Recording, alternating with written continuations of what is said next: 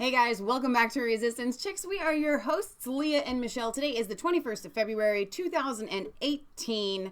We had record high here yesterday. This is February. We live in Ohio. It should be snowing. We should be out, shoveling the driveway, building snowmen, things like that. It was 78 degrees here yesterday.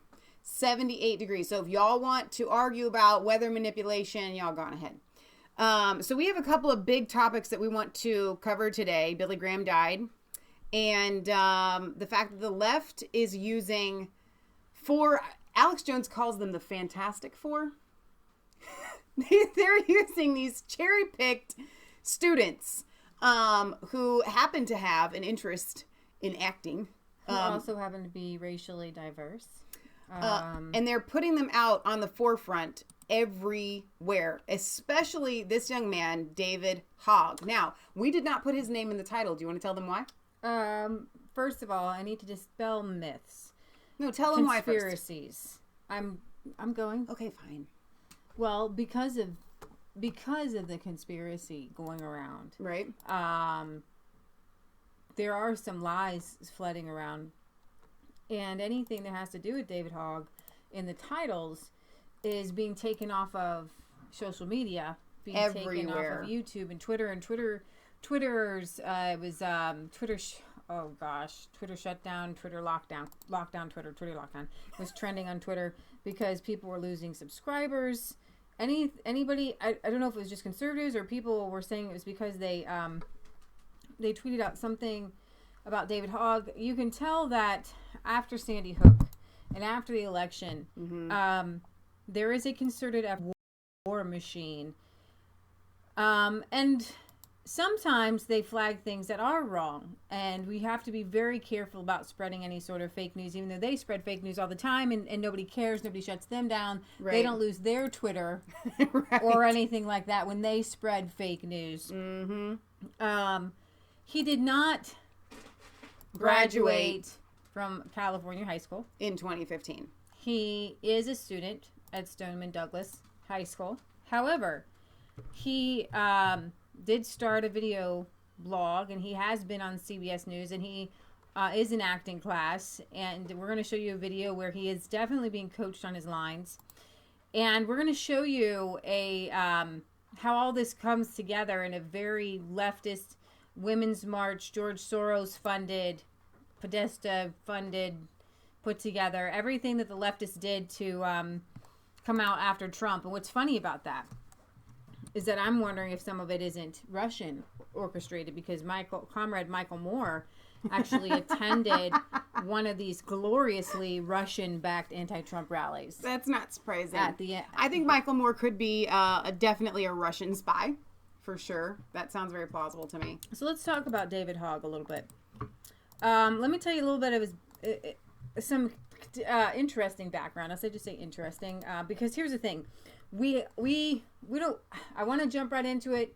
At the same time, there are kids here who have suffered greatly. And I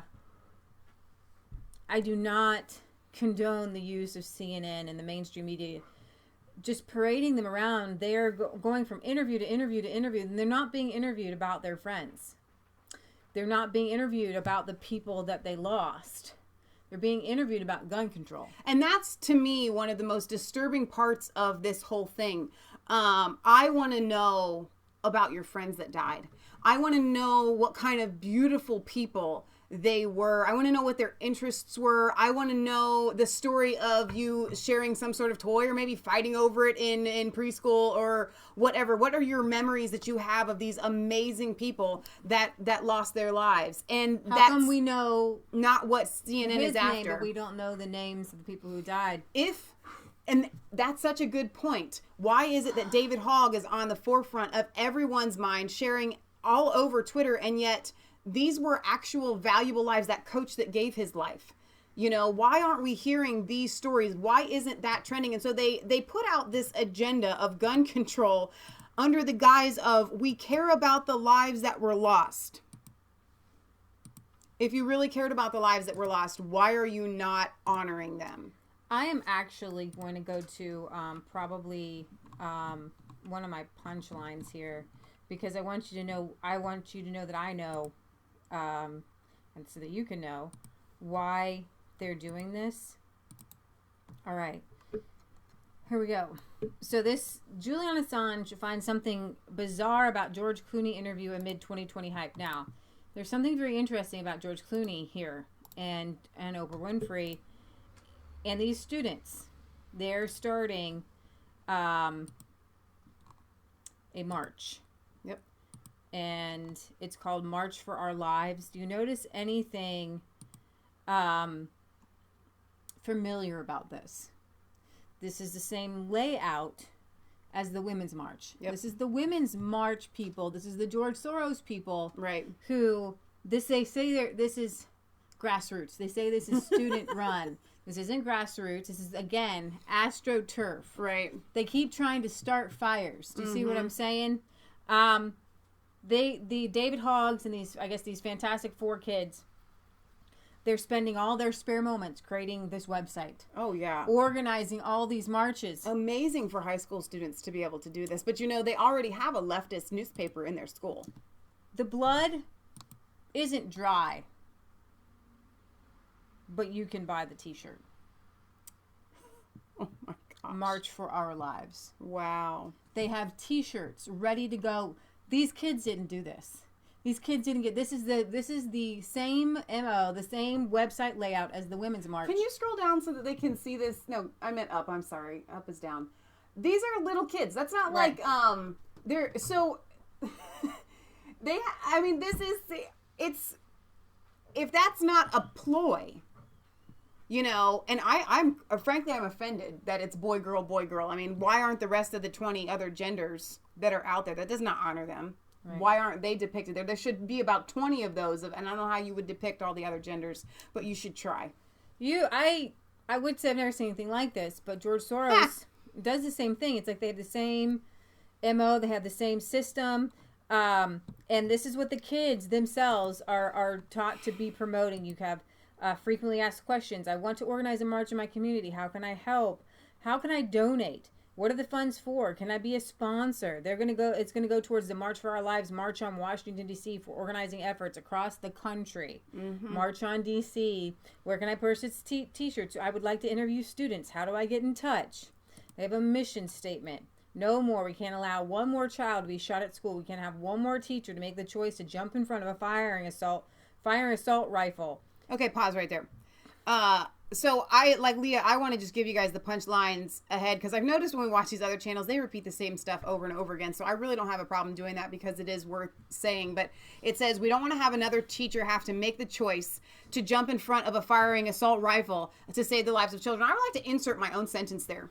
Or insert something into that sentence there. I want to rephrase it. We cannot allow one more unarmed teacher to make the choice to jump in front of a firing assault rifle to save the lives. Or not to jump in front of, excuse me, let me read. Okay. We don't want to have one more teacher that is unarmed have to jump in front of. We should have armed teachers firing assault rifle. AR-15s are an assault rifle. Every rifle, every gun is an assault. And I was against humanity. It's not AR-15s aren't assault rifles. I was watching Alex Jones today, the War Room, and AR does not stand for assault rifle.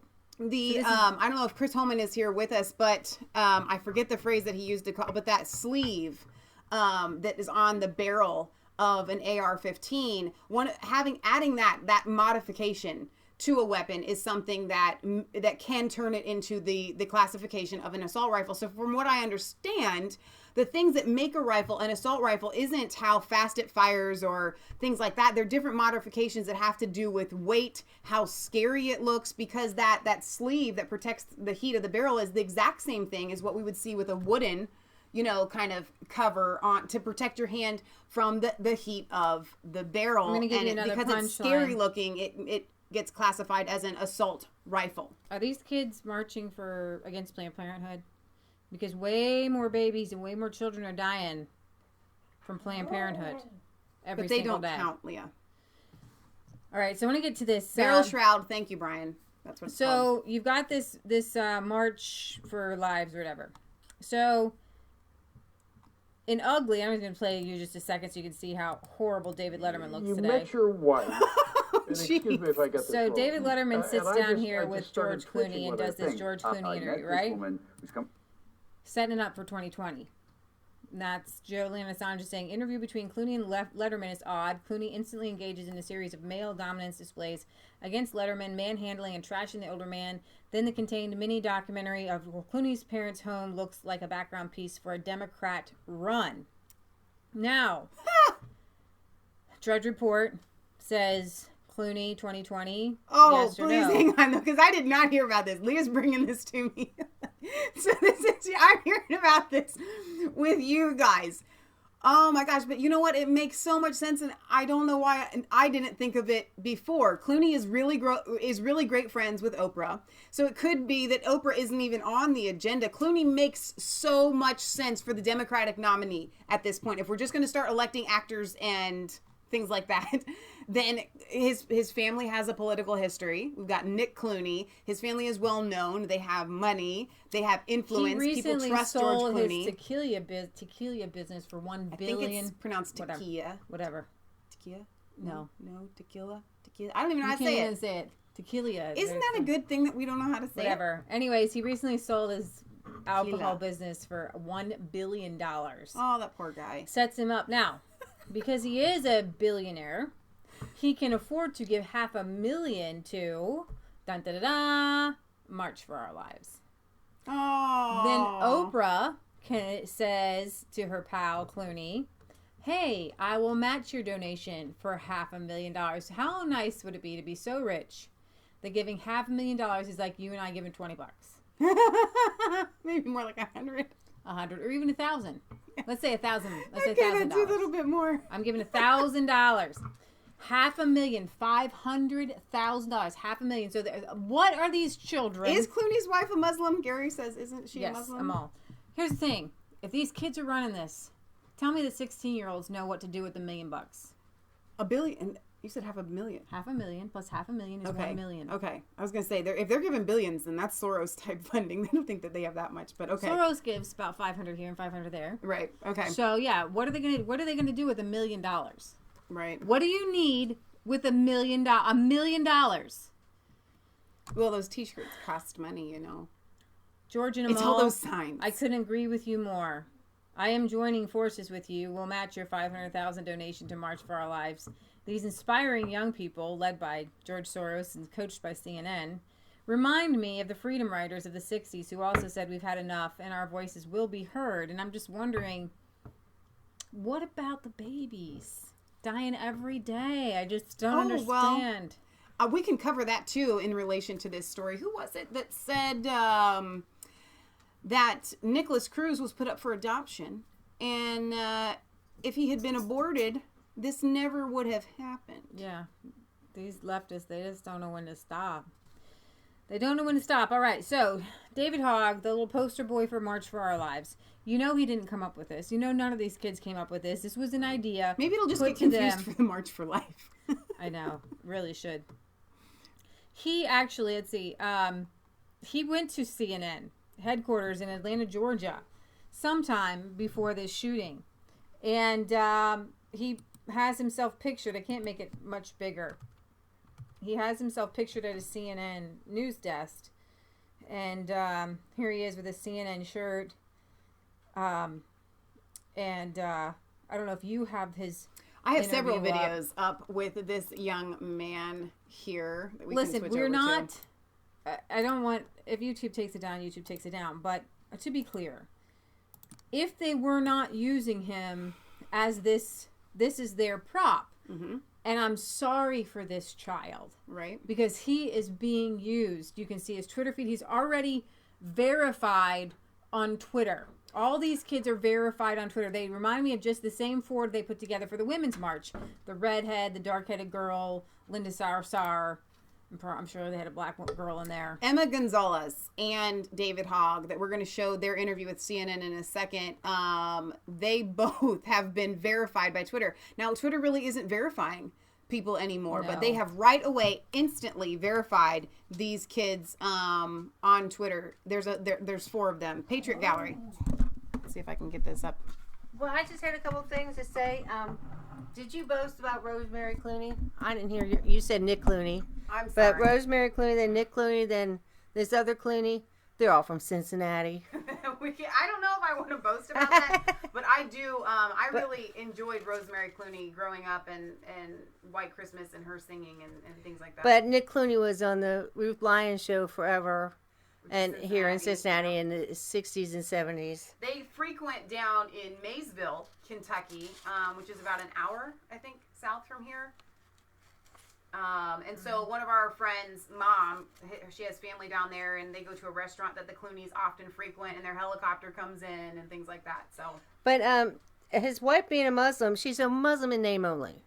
And they only use it as a card, like a trump card. You know, you're playing some kind of card game. Right. She's just a trump to play because she's not really a Muslim. You can't really be a Muslim, you know, all that weird stuff that goes on to be married to Nick Clooney. You just can't do it. George, but yeah. George Clooney. I'm sorry.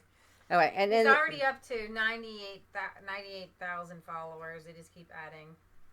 And then I just want to tell all the men out there, because I don't really believe it so much for women. But the Second Amendment is especially for men to defend our country. You better have a gun to defend yourself. Because you look all around the world, our troops are like in every country in the world except for America. Where they should be defending But us. I was just listening to this other guy. There's 150 troops, UN foreigners, on the. So you better have a gun. Because when you have a foreign army on your soil. Standing army. Yeah. And plus the Muslims invaded and then Mexicans are invaded, and then we have GMOs, poison. I mean, there's a reason for every man to have a gun in the United States of America to defend his country. You know, you look at the American armies, Navy, they all have guns to defend their country. And they haven't showed police officers or SWAT teams. They have AR-15s to defend their country. But the police aren't there as a militia to defend the country from invading armies. So men in America have to have AR-15s, just like the police, to defend their country. You know, we've all seen the movie where North Korea invades America. What was it called? Red Dawn? No, but that wasn't North Korea. Well, it was one of those. It was Red Dawn, but I don't think it was North Korea. Was China or North Korea? But anyways, you better be ready. You never know. And I just heard this other guy who said there's something's happening or Alex Jones said, as soon as the Olympics are done, something's going to happen. I agree. And you be ready. Have you guys seen the footage of the North Korean skater in the speed skating? Where he's like taking people out, like he falls over and then he grabs the South Korean guy's skate. Like, if I'm going down, you're going down with me. But this guy said all the troops right now are on the West Coast and East Coast. So in the middle of the country, you guys better have your AR-15s because we're defenseless in the middle of the country. And I consider Colorado, I don't say it right. Colorado. That's the middle of the country. Well, that's where all the UN troops basically are, and in Chicago and stuff. So you guys in the middle of the country, you better be ready because all our troops are like to protect from submarines and stuff. But that's all I have to say. Patriot Gallery makes a really good point that, in all honesty, I'm kind of ashamed to admit that I have not considered. I kind of wonder if part of the reason why all our troops are deployed is so that they're not here to defend us. Because a while ago, I saw a UN SUV just driving down. I've never seen a UN vehicle. And I just saw him. I was like, UN? Seriously? There was a couple of helicopters flying around that day and everything. It was really kind of creepy. But yeah, so let's go ahead and get to the David Hogg interviews that I have here. I just kind of wanted you guys to see through his Twitter I don't know if you guys saw, as I was kind of just going through. They started this March for Our Lives 4 days after, like about February 18th. All of his tweets are take action against gun control, gun control, gun control, gun control, gun control, gun control. Why are you letting children die?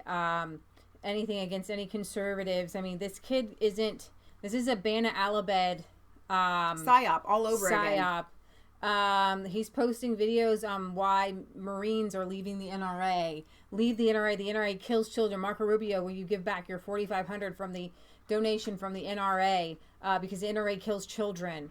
No, that's Planned Parenthood's job. So this is really, really embarrassing. Right. So yeah, go ahead and start. You can play one of them, but this is just so awful that they're using this child this way, and He doesn't even know he's being All right, so this used. first one that I have queued up here is their CNN interview. Now, what is so... Here, you want to take this? What is so creepy about this interview, and you can watch the whole thing. I can hardly stomach it. But they ask this girl, or they get asked if, you know, they're going to be back in school and they're going to be able to go. And Emma here says, of course, I'm going to be there. And then she says... Well, unless we're doing interviews, because we've just been working so hard. And so if we have to be out there doing interviews, then, you know, but of course I'm going to stand with my fellow students because that's what we need to be. But if I have to be working and doing interviews, so without further ado, I backed it up a little bit because he says something really interesting here in 1 second that I want you guys to hear. Campaign. We would hope that you have the decent morality to support us at this point. And not take money from people that want to keep lessening gun legislation and making it even easier for these horrifying people to get guns. Because if you can't get elected without taking money from child murderers, why are you running? All right. I knew you were going to... But I wanted to that's the same face that she's the Bana Alabad reporter. Right. She is their key go-to behind the scenes. She knows everything's a psyop. She actually saw Bana Alabad reading the words from Syria. Right. This is a psyop, and I'm hoping that my liberal friends can see that the CNN is doing this as a psyop. If you are a Bernie supporter or a liberal leftist, please leave a comment or something, because that's probably how you came to us, because we showed you that CNN was using Bana Alabad and this child in Syria to promote the war in Syria. We want to have a discussion with the left and the right about how we keep children alive.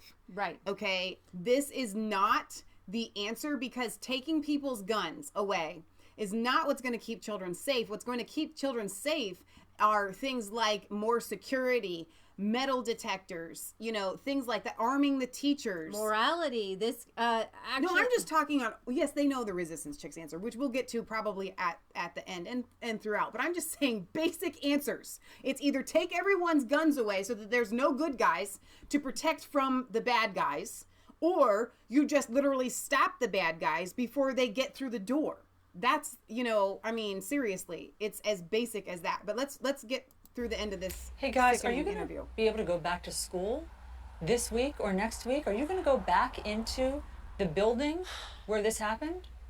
Well, first of all, the freshman building is being torn down, but the rest... Which, like Owen Schroyer said on InfoWars, of course that's what they do. They cover up the evidence right away. The rest of the school is staying up, and as soon as we can, we are going to go back into the school. As soon as they say school is on Monday, I'm going to be there. I'm pretty sure. Unless I have interviews, or unless we have interviews or somewhere to be, we are going to be at school with the people who need us. We need to stand with our peers. We haven't had time to stand with our peers through all of this. We've been working so hard.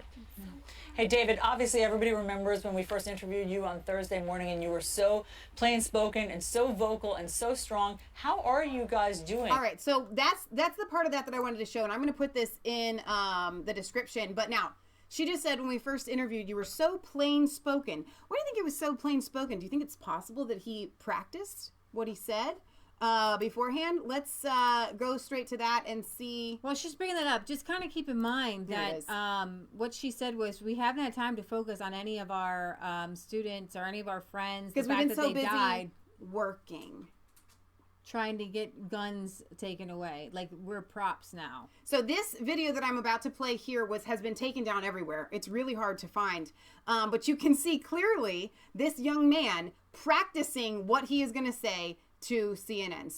And looking to the side. Listen to this. Fire alarm earlier that day, and that was a drill. So we thought this was a drill too, just another one, because we have a lot of fire alarms, a lot of fire drills at the school. He said, so he corrects himself, the fire alarms. I mean, fire drills at school. After we heard the first gunshot, we initially thought it was a drill. Actually, that was a bad choice. The guy says, it's okay, you're fine. Like, actually, that was a bad choice because the janitor... Sorry. It's okay. You're fine, baby. You're fine. Honestly, when I was going out, I wasn't... was going out, I was in shock. I don't know how to put this in perspective. Okay. So most of my friends that made it out, one of them went into a bathroom in the same, I believe in the same hallway as the shooter. Hold on. One of them went into the same bathroom, I believe, as the hallway shooter. He has a script and he's trying to remember the entire script, and that's what you do, as Alex Jones was putting out earlier. If you've ever done any lines for anything, you always say, oh, wait, hold on. Wait, hold on. I'm sorry. Right. Wait, hold on. Let me do that again. And then you say it again. And then you're trying to run with it. And you say, oh, hold on. As soon as you say, wait, hold on, you're trying to remember something. This is a no-brainer. This is an absolute no-brainer. He was in there at the same time, and he was in the bathroom, and he didn't know if he was going to live. All right, so there's that. Let me just go ahead and fly through these while I have this up, just to kind of give you what the stuff that we have found. This video right here that we're about to show shows that they're in the middle of the process of this happening. We have a student reporter. Now, remember, from my research, and I could be wrong about this, but I'm pretty sure that the student newspaper there is kind of a lefty student newspaper to start with. But anyway, you have the student reporter, the Sun Sentinel Teen Link, that is interviewing this girl. And what is so odd about this is, if you were in the middle of a crisis, you would not already be into the anti-gun narrative. This wouldn't be part of the discussion. It just wouldn't. You would be like, oh my gosh. Most of us would be praying, you know. Or this. crying. Just listen to this. Listen to this. Anything new to say, but there shouldn't have to be, because if you looked around this closet and saw everyone just hiding together, you would know that this shouldn't be happening anymore, and that it doesn't deserve to happen to anyone, and that no amount of money should make it more easily accessible to get guns. And that's that. I personally have rallied for, gun rights and less control, not necessarily less control, but this experience has definitely changed my viewpoint. I wanted to be a junior NRA member. I wanted to learn how to hunt.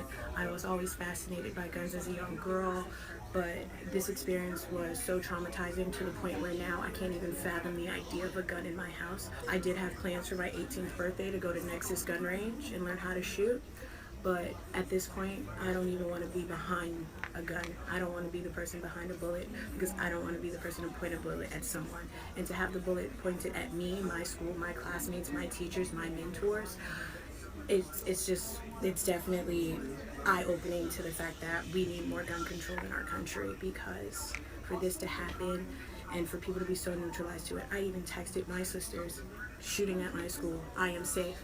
They both responded with, OMG, LOL, you're funny.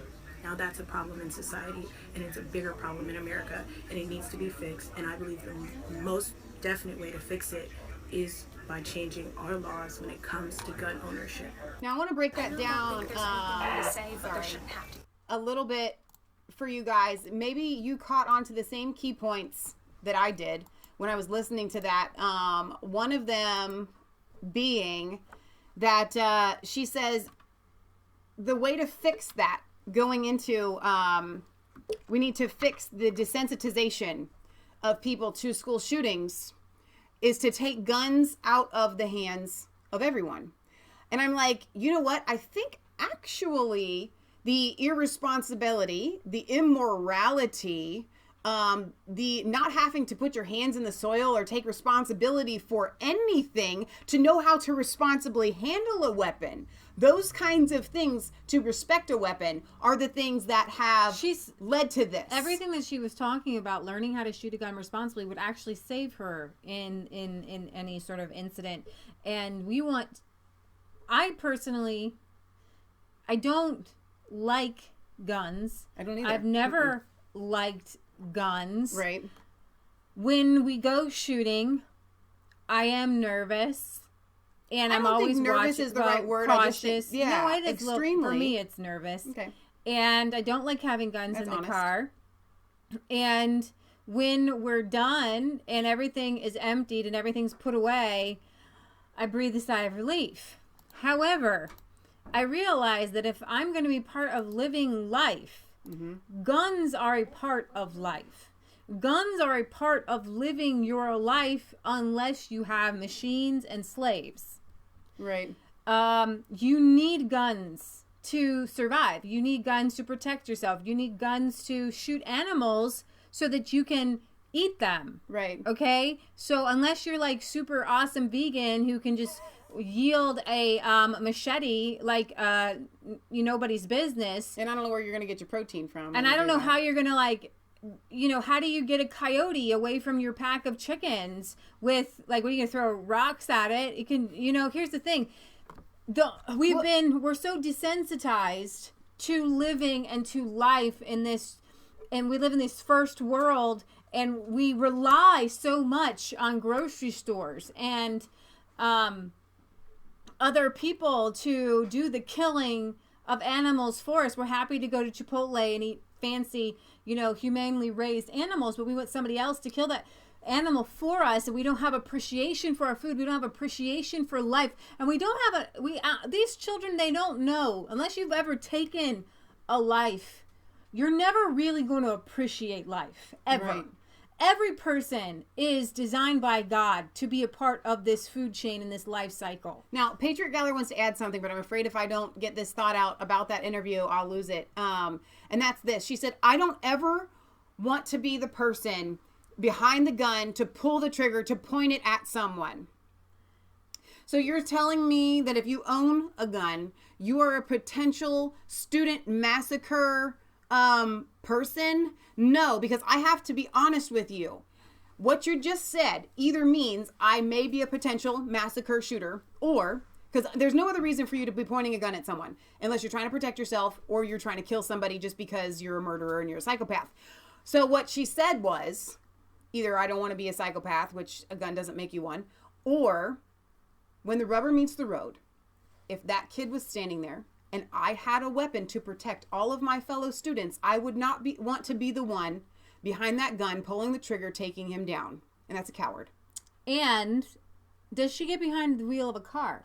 Because will she get behind a wheel of a car? Because I got to tell you, thousands of people die every year from car accidents. And it would make sense for her to say, I was in a car accident. Yeah. And I never want to be behind the wheel exactly. and cause somebody else to die. Because that is more likely. She's more likely to kill someone. Because that would be an accident. In a car accident. Yes. I think car accidents cause the most, I think it's the leading cause of death in the world, isn't it? My mom taught me when I was a child, Michelle, you do not get behind the wheel of this car without realizing that you are driving a mobile weapon that kills people. You have to take it very responsibly and very seriously. Mm-hmm. So the fact that she'll still get behind the wheel of a car and could kill somebody, none of these people are calling for car control. All right, Patriot Gallery.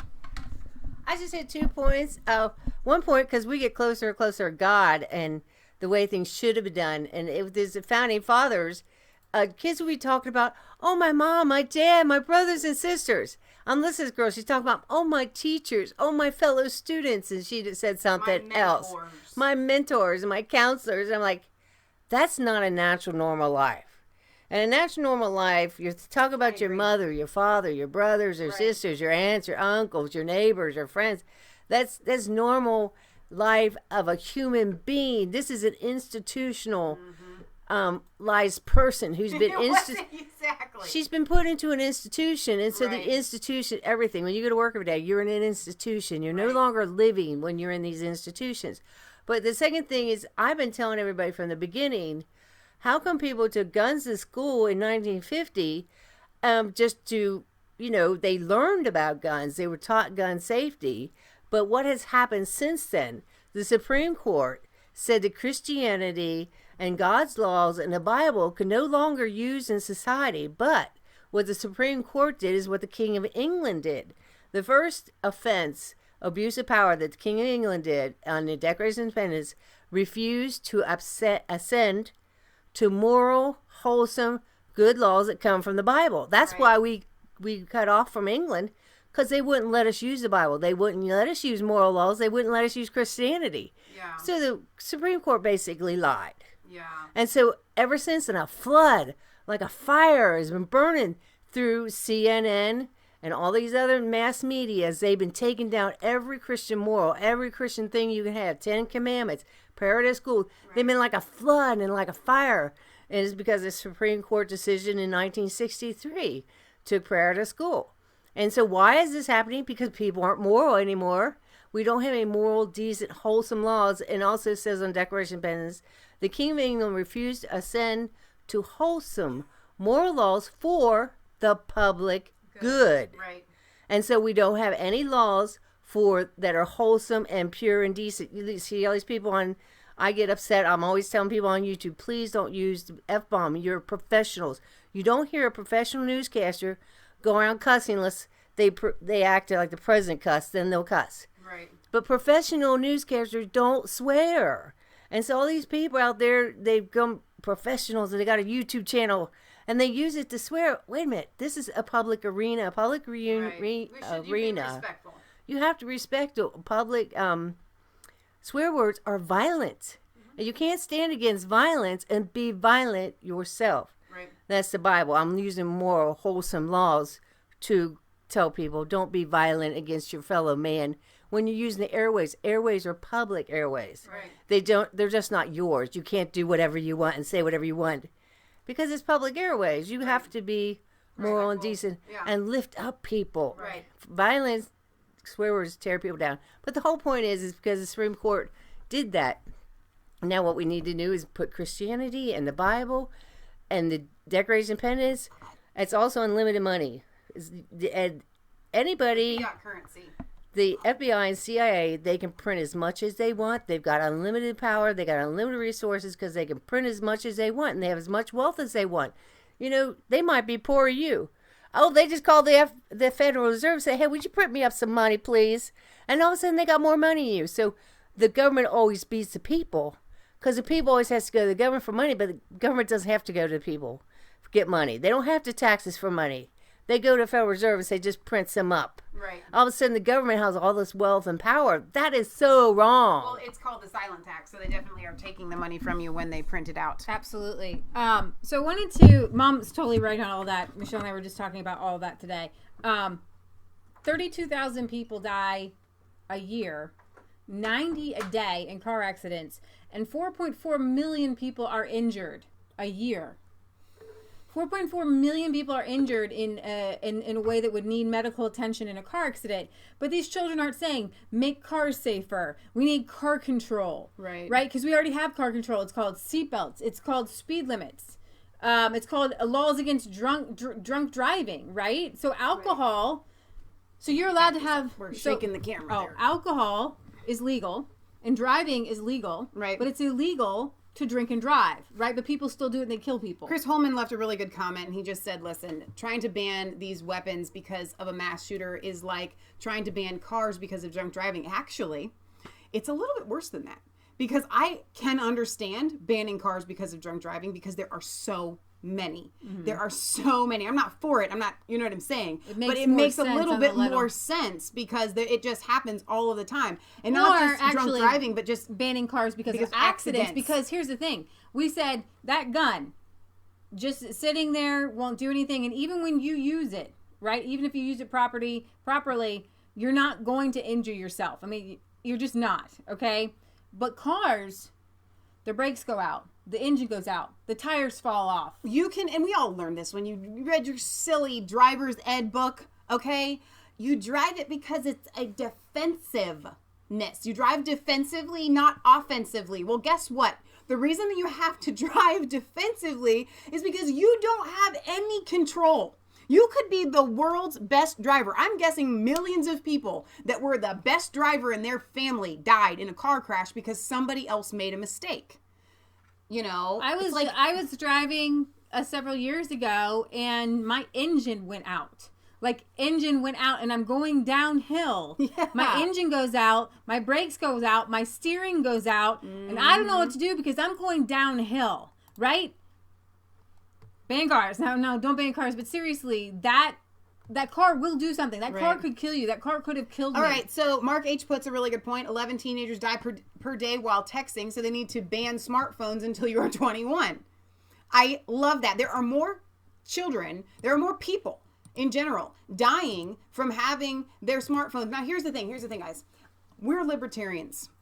So we believe in the least amount of rules and laws and regulations possible. But when it comes to driving, because it is such a lethal weapon, we see car crashes and deaths every single day. We hear about them on the news. People don't realize that gasoline, you need to ban gasoline if you're going to ban guns, right? Because 5 gallons of gasoline is like a stick of dynamite. You can blow things up. If that kid wanted to, he could have put gasoline all over the school and set it on fire and lock the kids in or something. I mean, there's a lot of things you can do to damage people besides guns. Right, but I want to use this opportunity for a plug. And that's to not text and drive. I have to tell you guys, if you are a Resistance Chicks viewer, and I know how tempting it is, we had a very dear friend of ours who died and left her son motherless because she was answering a text when she was driving. She is a normal person, just like you and I, thinking I can handle this. Even stopping at a stoplight to look at your phone and text. Y'all ought not to be doing it. You're literally taking someone else's life in your hands. It is the exact same thing as driving drunk. If you wouldn't drive drunk, you should not text and drive. There you go. Okay, so I wanted to play this because the biggest thing is that they are looking to... Donald Trump has already said he wants to ban bump stocks, which, here's the thing, anything that turns a gun into an assault rifle, an automatic rifle, is already illegal. So, I'm on the fence, whatever. But here's the thing. They were hashtagging ban machine guns. They're already illegal. Bump stocks were only used in the Las Vegas shooting, and they weren't used in this shooting. Now, people want to ban this AR-15. And so I want to play for you this video put out by the NRA here. I know it's NRA. Nobody's going to listen to that anymore. But sometimes you need to get the facts. All right, this is Dom Rasso, veteran and U.S. Navy SEAL. We need to get these weapons of war off the streets. Well, these are weapons of war. Stop making it easy as possible for terrorists to buy assault weapons. We had an assault weapons ban. Reinstate the assault weapons ban. We have seen the devastation that these military-style weapons cause. Let me say something to every political hack pretending you know an AR-15 from a double-barreled shotgun in the wake of the Orlando terror attack. Stop talking. Every word not only exposes your ignorance, but your utter contempt for ordinary Americans trying to survive in an age of terror you still won't fully recognize. Hillary Clinton says weapons of war have no place on our streets, and that we need to ban AR-15s immediately. Unlike Hillary, I've actually used an AR-15, but fully automatic. I was a SEAL for 12 years. Now I train average everyday Americans to protect themselves and their families.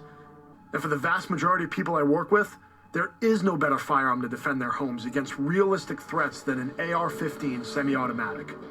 It's easy to learn and easy to use. It's accurate. It's reliable. And I guarantee if the Founding Fathers had known this gun would have been invented, they wouldn't have rewritten the Second Amendment. They would have fortified it in stone.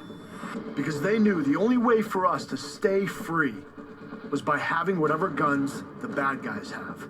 This firearm gives average people the advantage they so desperately need and deserve to protect their life, liberty, and happiness.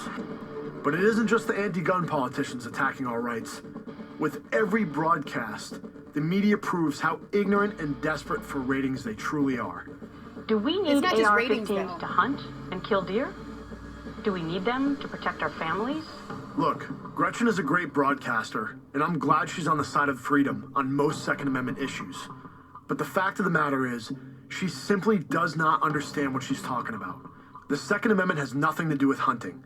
And when it comes to defending your family, what does it say to you when I, a veteran Navy SEAL, someone who trains on every conceivable firearm platform, as well as trains in hand-to-hand combatives, someone who's more prepared for and capable in a firefight than almost every American alive, turns to the AR-15 to defend my family.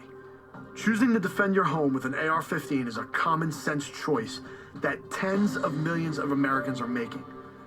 And our neighborhoods and communities are safer for it. Let's run through some of the latest attacks and see how banning so-called assault weapons would have turned out. California already bans assault weapons. That didn't stop San Bernardino. No ban on ARs or any guns would have stopped the Boston Marathon bombing. ISIS's well-coordinated attack in France wasn't deterred by the country's strict gun control laws. Brussels' gun ban did nothing to stop terrorists from killing. But every single one of those tragedies ended with police officers carrying AR-15s, rushing to the scene as fast as possible. Hillary's solution to stopping terror attacks is to ban the very gun that stops terror attacks, and she calls that common sense. Why would you want to ban the gun that you pray for police to show up with? Here's a common sense solution to stopping Islamic terror. Law-abiding citizens prepared to deal with the imminent threats we face. True. Hillary Clinton's prepared. She knows ARs are a powerful defense against radical Islamic terrorists. That's why she's been surrounded by guards armed with them for the past 3 decades. AR-15s are fine for Hillary and her family, but average Americans who watch the news and feel genuine fear for their safety and their family's safety, she wants to deny them the level of protection she insists upon herself. I fought this enemy face to face for 12 years. I know how they think, and I know the hatred that burns inside them. I urge every law-abiding American to take measures to defend yourself. Arm yourself. Get the proper training. Be aware of your surroundings at all times. Call upon your politicians to get rid of the dangerous lie of gun-free zones. Demand your national right to carry and use it. This threat is real. Our leaders are either incapable of or unwilling to protect you. And the AR-15 is one of the most effective tools available to protect yourself and your family. Embrace your freedom. Buy one if you want to. Get trained and learn how to use it. Your safety is in your hands. And thank God we have the Second Amendment. All right, so what does the Second Amendment say? A well-regulated militia being necessary to the security of a free state, the right of the people to keep and bear arms shall not be infringed. Now, necessary for a free state. What is the state, Leah? Well, necessary for a free state would be necessary for I think that has anything to do with the republic. Yeah, for our constitutional rights. Necessary for a free people, for our government, necessary to uphold the Constitution, necessary to uphold the Declaration of Independence. Do you think it has anything to do with being free from the federal government that may usurp itself with a standing army? Thomas Jefferson said it's not important that the people fear the government. It's important that the government fears the people. Yep. How is the government going to fear the people? The only government that I know of in this world that fears the people is the United States of America, because we are armed, and maybe Switzerland. Okay, because they're armed. When you look, I had some stats up earlier. When you look at homicide rates versus gun ownership, gun ownership is low in many South American states, in Russia, and their homicide rate is extremely high. It's higher than the United States. Wow. You know? And I'm going to bring up that graph because it is... The stats, and I don't have these stats, and I'm really sorry, guys, that I don't, but I've seen this on several different truther channels over the past couple of days, and I think you guys have too, because I've been seeing you leave them in the comments, but the amount of deaths caused by hands and feet is how the description is more than deaths from, like, these quote-unquote assault rifles or weapons or things like that. People are dying just from hitting each other, you know? It's ridiculous. Right. It's a really great chart. I'm not sure if I'm going to even be able to find it. All right. This is what I want. This is close enough. Okay, this isn't the exact one. All right. So the gun ownership's in the red, right? So you've got Switzerland, Serbia, Finland, the United States, and Yemen as the top in this chart. I don't know if those are top, like, in the world or not. But when you look at the homicide rates, the homicide rate is highest in Honduras, El Salvador, Jamaica, Venezuela.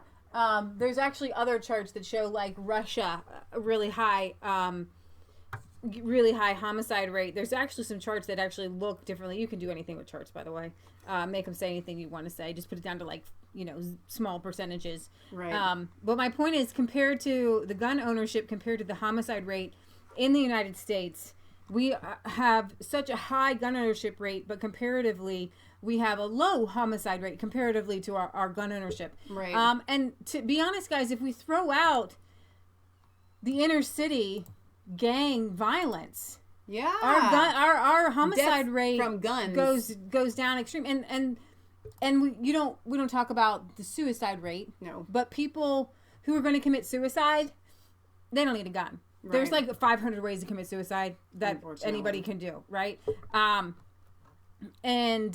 So if we healed our inner cities, our homicide rate would go down. Yeah. And so in these Democrat cities where they have gun control and guns are banned, their homicide rates are high, like Chicago. Right. So I want to go ahead and go through some of these other articles that we have talking about this whole issue. Do you want to go to Trump had a listening session. Yes. Do you have that video? I have Please play the video. Please play like the whole thing. This particular dad was shamed on Facebook for wearing a Trump 2020 picture, and his daughter died.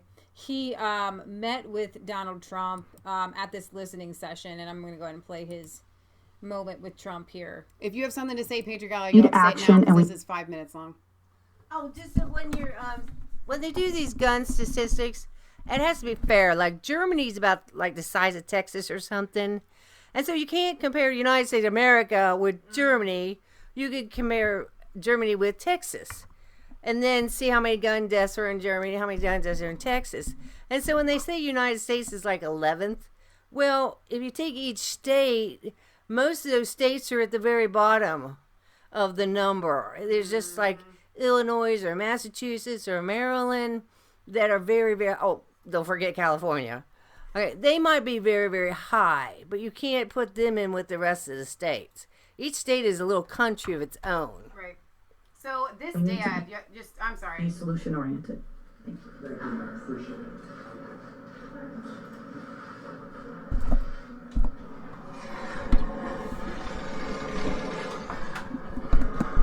We're here because my daughter has no voice. She was murdered last week and she was taken from us. Shot 9 times on the 3rd floor. We, as a country, failed our children. This shouldn't happen. We go to the airport. I can't get on a plane with a bottled water, but we leave it. Some animal could walk into a school and shoot our children.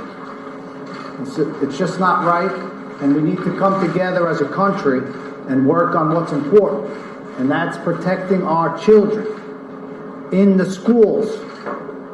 That's the only thing that matters right now. Everyone has to come together and not think about different laws. We need to come together as a country, not different parties, and figure out how we protect the schools. It's simple. It's not difficult. We protect airports. We protect concerts, stadiums, embassies, the Department of Education that I walked in today that has a security guard in the elevator. How do you think that makes me feel? In the elevator, they got a security guard. I'm very angry that this happened because it keeps happening. 9/11 happened once and they fixed everything. How many schools, how many children have to get shot? It stops here with this administration and me. I'm not gonna sleep until it's fixed. And Mr. President, we're gonna fix it. Because I'm gonna fix it. I'm not gonna rest. And look, my boys need to live with this. I want to see everyone. You guys look at this. Me, I'm a man, but to see your children go through this, buried their sister. So that's what I keep saying this, because I want it to sink in, not forget about this. We can't forget about it. All the school shootings, it doesn't make sense. Fix it. Should have been one school shooting, and we should have fixed it. And I'm pissed, because my daughter I'm not going to see again. She's not here. She's not here. She's in North Lauderdale at whatever it is, King David Cemetery. That's where I go to see my kid now. And it stops. We all work together and come up with the right idea, and it's school safety. It's not about gun laws right now. That's another fight, another battle.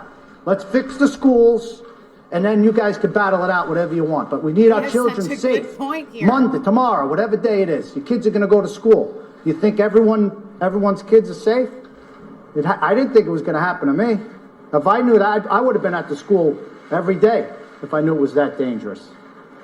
It's enough. Let's get together, work with the president, and fix the schools. That's it. No other discussions. Security, whatever we have to do. Get the right people, the consultants. These are our commodities. I'm never going to see my kid again. I want you all to know that. Never, ever will I see my kid. That's how I want it to sink in. It's eternity. My beautiful daughter, I'm never going to see again. And it's simple. It's not, we can fix it. This is my son, Huck, who's have to deal with this too. You have something to say, son?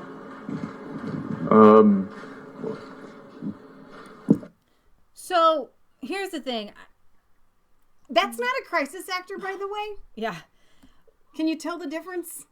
I get, and I'm with it. It's kind of like with build the wall thing, right? Like, I hate walls.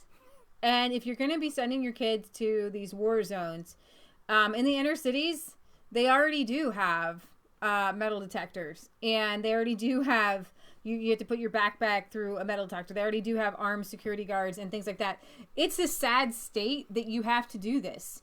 And I don't think that you do. Honestly, I don't think you should have to. I'm for it. Now, there's a school in Indiana. And I have a video up here, and I'm going to show you what they do. But before you get to that, a couple of the comments, one of the people in the comments said, wait a minute, what is he saying? 9/11 fixed everything. He didn't say 9/11 fixed everything. What he was saying is after 9/11, the whole going to the airport, taking off your shoes, being frisked to no tomorrow, and going through the incredibly invasive, I don't actually agree with and like all of that. However, there have been countless terrorist plots that have been thwarted because of those measures. All right. So that's what he was referring to. Whether you're pro that having happened or not, it's just a fact. I think it's I don't know. I think that the Patriot Act and everything that was a result of that and Bush going into Afghanistan was wrong 100%.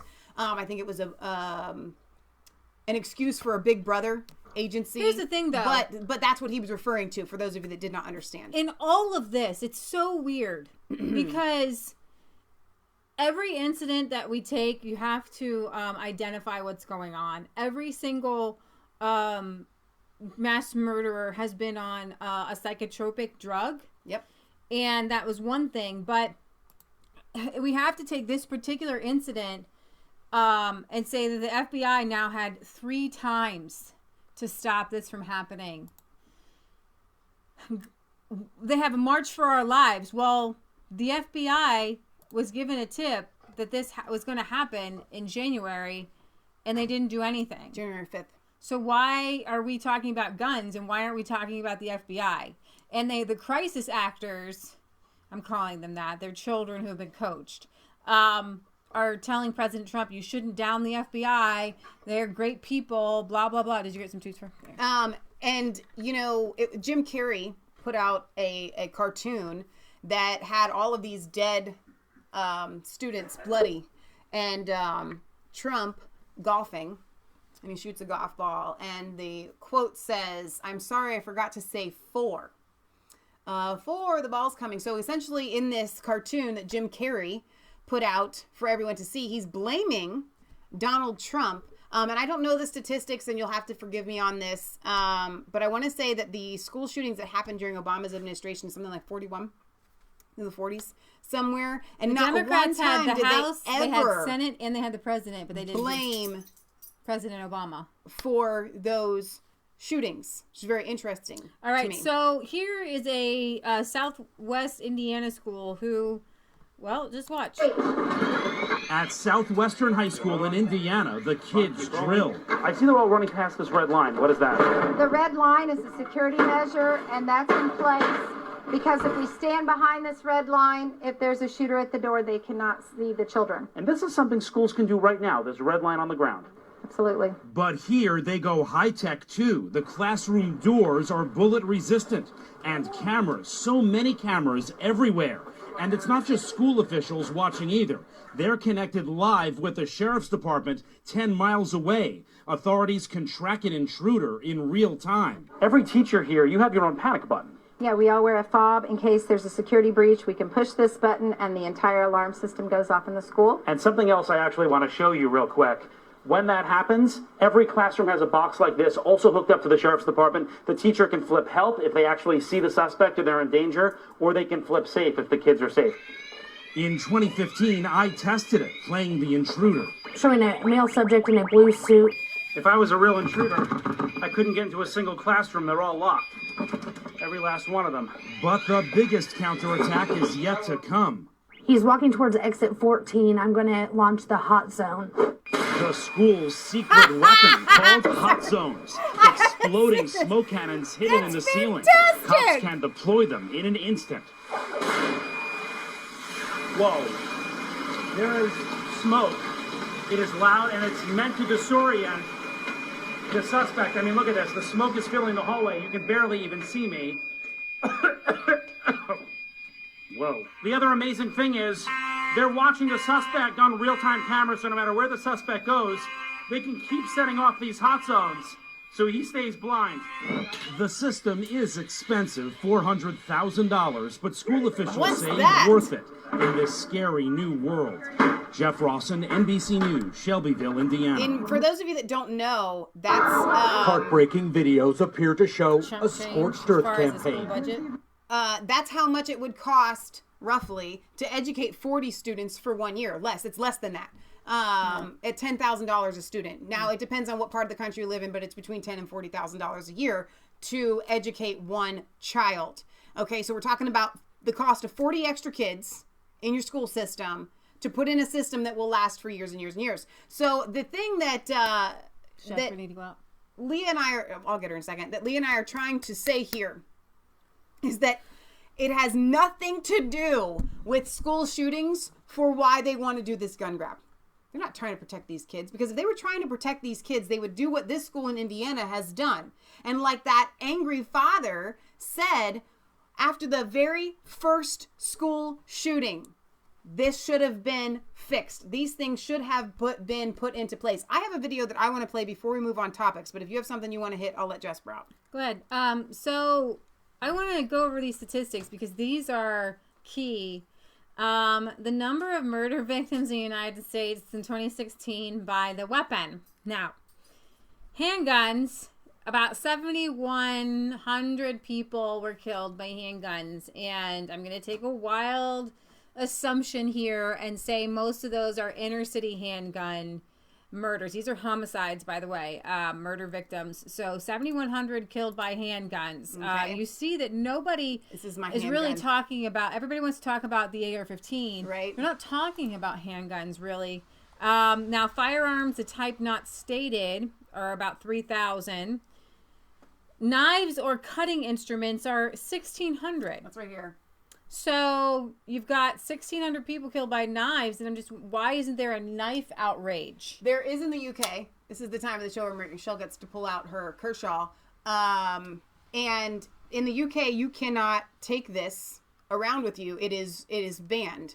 But of course, no one's trying to ban guns here. The criminals will carry the knives because knives are easily accessible, right, anywhere they go. So criminals use the knives because they don't care; they're already criminals, right? And it's the good people. Whenever there are gun laws or whenever there are knife laws or anything like that, it only stops the good people from having weapons to defend themselves. It doesn't stop the criminals. Now, personal weapons. This is my favorite, right? Hands, fist, and feet cause 656 murders a year. Rifles, like the AR-15, are 374. So we gotta ban fists and feet. If people feet. Kill people with their hands, their fists, and their feet, or their hands. Pretty good medical technology right now. I think that we could safely amputate everyone's hands and everyone's feet. I think we could do that safely. Sure, Could probably die with a headbutt, but still, there are more people dying by being punched or kicked. This is fun. Than through rifles. Okay. So why is it everybody wants to ban the rifles, which literally only kill 374 people a year? People are dying every day. 90 a day through car accidents. 374 people a year through rifles. Then Mark H wants to know if they can have bear spray in the UK. You guys from the UK can answer that question. Blunt objects such as clubs and hammers, etc., are 472. Still more than rifles. So one of our relatives, we had a paper clipping that my aunt or my grandma kept. There's this little paper clipping, and it says somebody court us. Got in a fight in a this was like in the 30s or 40s, maybe. Got in a fight in a bar. Not a bar. In a little restaurant because he used a coffee mug. They maybe used Nigel. They used a coffee mug, and he got in a fight with somebody, and he hit somebody over the head with a coffee mug. He was drunk, and the judge let him go. Did not charge him with murder. He just was let go. So somebody says, is braided hair strong? Could it be used as a weapon? I don't know. You could probably. Shotguns 262, narcotics 111, fire 107, strangulation. Hang on, you passed right over narcotics. Asphyxiation. How do you commit a homicide with narcotics? That's got to be poison, right? Just poisoning somebody. That's a massive amount of people. Poisoning people with narcotics. Well, narcotics are already illegal. They've already banned narcotics, and still 114 people are dying. Right. Using it as a weapon. Not even using it for fun, just using it as a weapon, right? Right. I think we have strangulation and asphyxiation. I think should be the same. No, because asphyxiation I think is that, and strangulation is choke. You know. What I mean, asphyxiation, strangulation to me are about the same thing because you're just cutting off the airways. Poison is down here. Well, they call narcotics poison or something. Now this is explosives 1. I don't believe that statistic. That was just in 2016. Okay. So you wanted to play.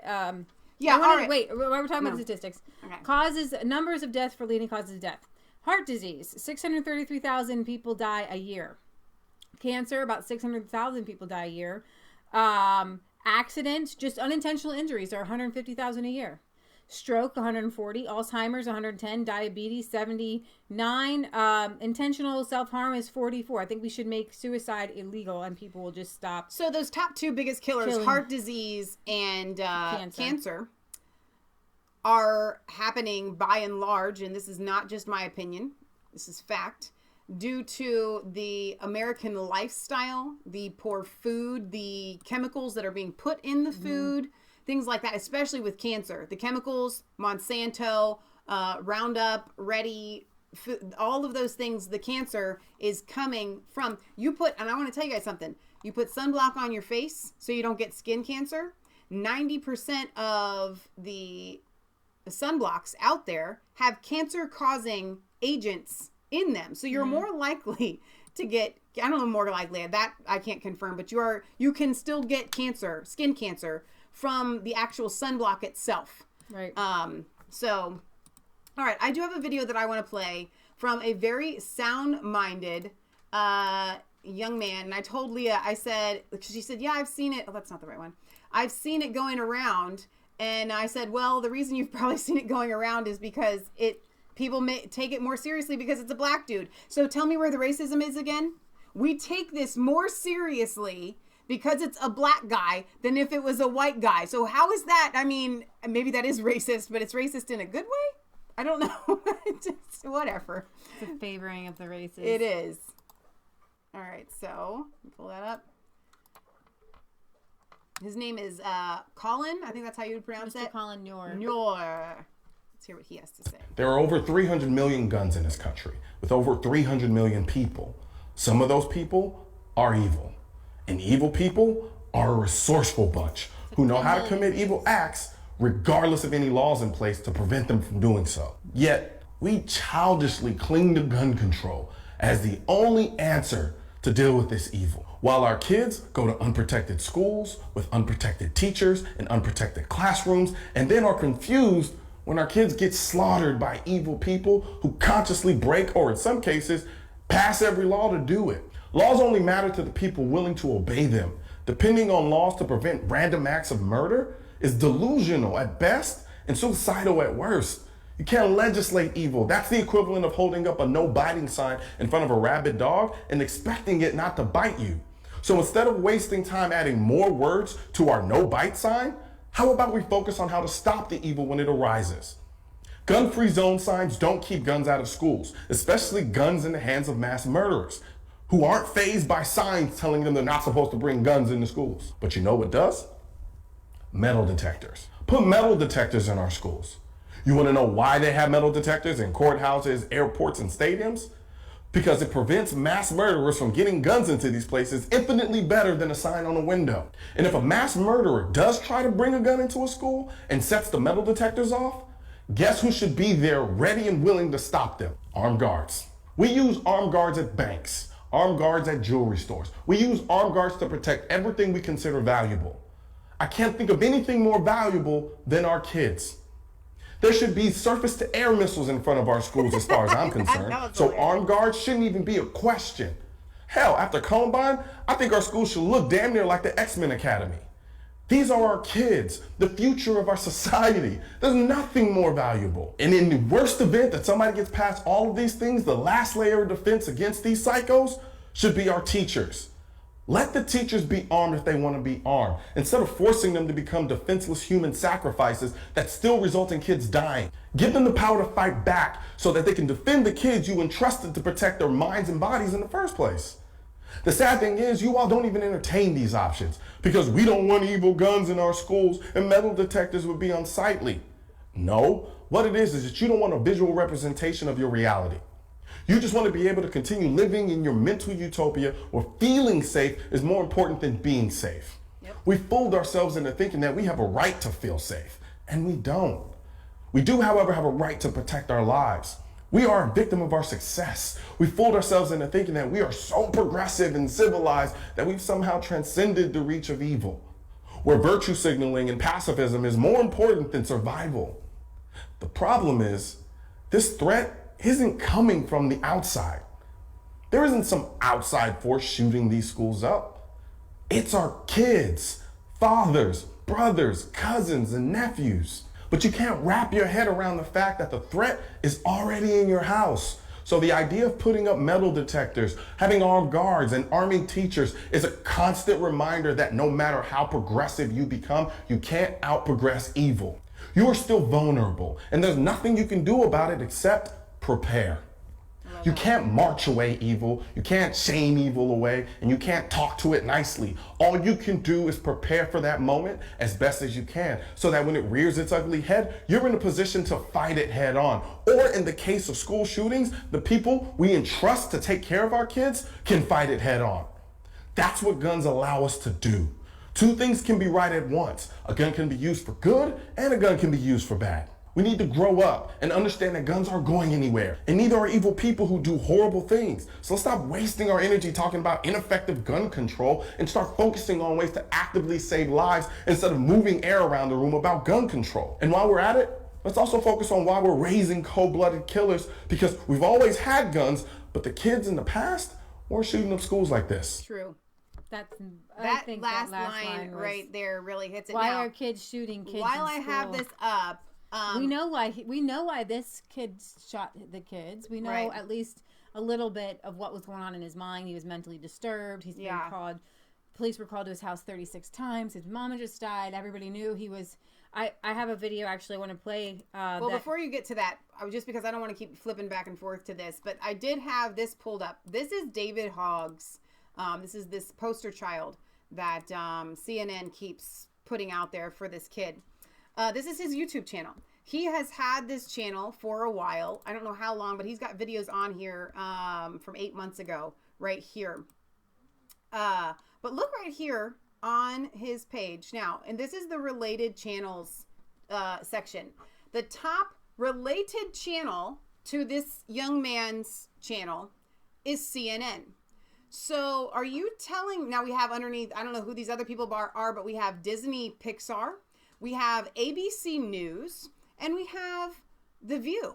So let's take a look at a couple of his videos. We're not going to watch them. I'm just going to kind of show you here what happened with this lifeguard thing. Here's the aftermath. So tell me here in any of this, are you guys seeing, this is that thing that kind of made him famous. This video had like a lot of views. You don't have to be here. You guys can peruse his YouTube channel here. It's just literally David Hogg, but I'm curious. Just a nice little two. Does this look like Disney Pixar? Does this look like ABC? Does it look like The View? Does it look like CNN to you? So tell me why this kid, who is obviously an actor and obviously wanting to be doing things. This is a documentary. And he hasn't seen the new one, so we want to show him Mr. Moore. For launching a weather balloon. We still have everything that we worked. So there you have that. Now, so tell me what you guys think about the fact that his YouTube channel there is supposed to be related to CNN, to ABC, to Disney Pixar. Now, when you go to our channels, I think we're related to Alex Jones. That makes sense. Maybe Stefan Molyneux. That makes sense. Now I kind of appreciate being linked to those channels. But it makes sense. So if you begin to think for 1 second that this is some sort of grassroots movement, that they just so happen to pick this kid and that they're not propping him up with every weapon, I'm going to call it, social media weapon that they have in their arsenal, you're delusional. So this is what we should be talking about. Why do not even need to know that young man's name. He didn't, from far as I know, he didn't have a sibling die. I should know him. There are more names that I need to know. I want to hear from all three of those brothers. Right. Why that dad was just why isn't their name trending? Why isn't it on the tip of everyone's tongue? And why aren't we talking about this young girl and what she's telling us about what suddenly Nikolas Cruz isn't a person anymore. Suddenly the fact that the FBI knew about him isn't a big deal anymore. Yeah. But this is a big deal. We need to be saying Nikolas Cruz over and over again and what led him to be so crazy. That the police were called to his home 36 times. Why do we call out Islam when there's a Muslim attack? Nobody wants to call out Islam when there's a Muslim attack. Right. Because we want to go as to the why people do things, okay? We know that the Ottoman Turks under the Muslim banner with the crescent, moon or whatever, went around for 400 years raping and pillaging and taking over the pretty much entire Middle East for Allah. Okay, that just doesn't go away. The Ottoman Empire just kind of dissolved at the beginning of the 20th century, but the ideology of Allah didn't dissolve. It didn't go through any sort of reformation like Judaism has gone through a lot of reformations over the years. Right. Allah and these people who talk about, Palestine versus Israel and Muslims are great and Muslims are this and Islam's a religion of peace. I'm like, You've never heard of the Ottoman Empire. You've never heard of the here's the 400 wrap years it up. They were invading armies that wanted to go in and take over land, and not only did they want to, but they did. And they felt were called by Allah to do that. In doing that. So when we talk about, we look at the why. So I want to know, in this kid, why did he do this? There are whys. We want to know why Stephen Paddock did what he did. We want to know why, what ideology, what something. Obviously, even Muslim terrorists, there is definitely a mental illness there. But we want to know what triggered his mental illness to go and kill someone. Right. Okay. I do want to know why. I want to know the ideology. What led him to kill people? So. A classmate and Florida shooting suspect Nikolas Cruz started out as any normal teenage friendship does. He would tell me about his mom and his brother. But she says she soon saw traits she describes as disturbing emerge. He used to sell knives out of his lunchbox, which I thought was insane because you can't have knives. This is a school. He's like, hey guys, want some knives? As for those haunting social media posts, he would talk about how he sympathized with Syrian terrorists and that people who oppose them should be killed. He posted pictures of 15 or more firearms just on his bed. He said that he sympathized with Syrian Muslim terrorists. So here is this Muslim link. And nobody's talking about Muslims. Nobody's going to put that on Nobody's there. talking about this guy who sympathized with ISIS and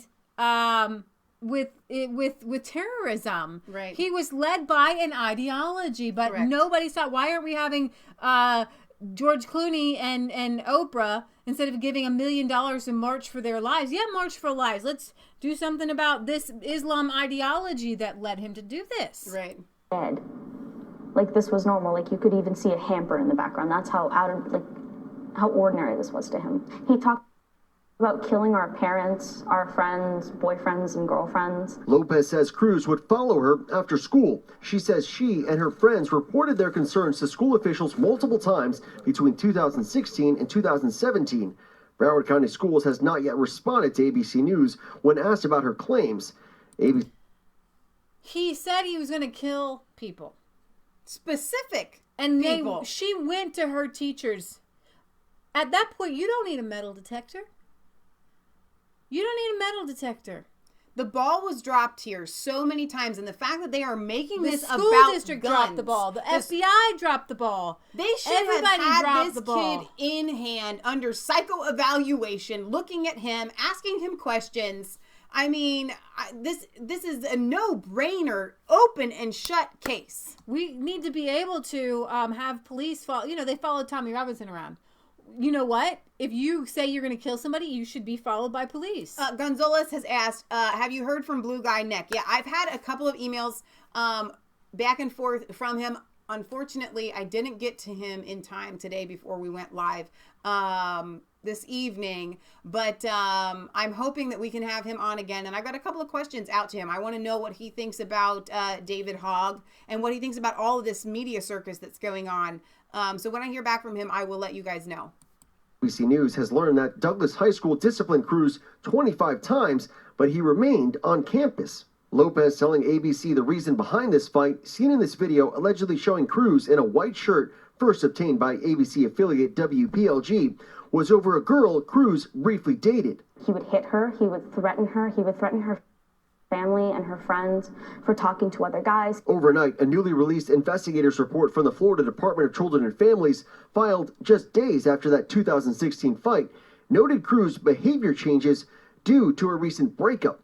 The investigators saying Cruz talked about wanting to purchase a gun and feeling depressed. Does he know where the shooter is? We don't know, but we're in the building. We asked Lopez about that day last week when 17 of her classmates and teachers were killed in a barrage of bullets. She sought refuge, hiding in a closet. I was thinking about why he could have done this. Because Nick was an avid hunter, I thought about it from like a hunter's perspective. The freshman building is very difficult to get out of. And when you think about it from the way that a hunter might have, which was the way that Nick thought about a lot of things, that was an easy target. She says she felt little shock when she learned the identity of the shooter. I knew it. We all did. Everybody who knew him, we knew it. He was the only person that could, even before they announced that he was the shooter, we all knew it was Nick. He was the only person that we could think of that would do something like this, because it was obvious that he had the power to do this. Now Lopez says that she and her friends no longer have to be afraid of Cruz because he's in jail. She also hopes that authorities will learn something from the awful shooting here to prevent something like this from happening again. George? One of the things we're seeing, Victor, is the Florida Governor, Rick Scott, going hard at the FBI. Governor Scott has called on the FBI director to resign, and he now wants all the details about that second tip that they didn't follow up on to be released, saying that these families deserve answers. So, that's this actually... is shut. This case is shut. This is done. We're done. We're done with the. This isn't a gun debate. This is a. These kids were living afraid of him. They told authorities. Someone called the FBI. They did everything. They called for help, and no one listened to them. One of the biggest narratives that I heard from everyone, even the sheriff's department and whatever. You know, we just need to encourage our students. If you see something, you say something. If you see something, you say something. And all of these students are going, we did. We saw something. We said something. This could have been prevented. It doesn't do any good. What good does it do? That's what we put in our description. What good does it do if the law enforcement doesn't follow the law? Right. There are laws in place for this kind of So you know what you do when Broward County and the officials and the FBI down there do not, the schools themselves take matters into their own hands. That's when you put, if there had been a metal detector in the school. I think the FBI could be sued and the school should be sued by the parents and by the victims. If you have a student that is threatening to kill other students, you take that $400,000, you get it from wherever you got to get it from, and you start protecting your school. The drills, the fact that they were doing drills because they knew that this kid was a threat, all right? And instead of implementing more security measures and just drills, I got to tell you guys something. Guess what? Drills don't stop the shooter. They just tell the students how to handle when the shooter gets in there. Those little kids in that, even in Indiana, where they're holding their books in front of their faces, okay? It's like, you know what, kids? We're going to send a wolf in after you, okay? And a couple of sheep are going to get picked off, but we're not going to do anything to stop the wolf from getting into the school to start with. You want to know why we're not going to do that? Because we need a teeth ban. We've got to pull the wolf's teeth. That will stop the wolf from being able to harm people. Well, you know what? The bad guys are still going to have their teeth. You're going to end up pulling the teeth from all the good wolves. Okay? I mean, seriously, it's like a voluntary wolf teeth. Yeah. And then the bad guys aren't going to turn theirs in. So I want to go play a couple more of these videos on the listen in, or the whatever they call it, the listening session, which is so ridiculous to me, with Trump and the students today. I do want to play it, and I don't know if it will play. Let's see. We're going to be very strong on background checks. We'll be doing very strong background checks. Very strong emphasis on the mental health of somebody. And we are going to do plenty of other things. Again, next week the governors are coming in from most of the states, and we're going to have a very serious talk about what's going on with school safety. Very important. And we're going to cover every aspect of it. There are many ideas that I have. There are many ideas that other people have.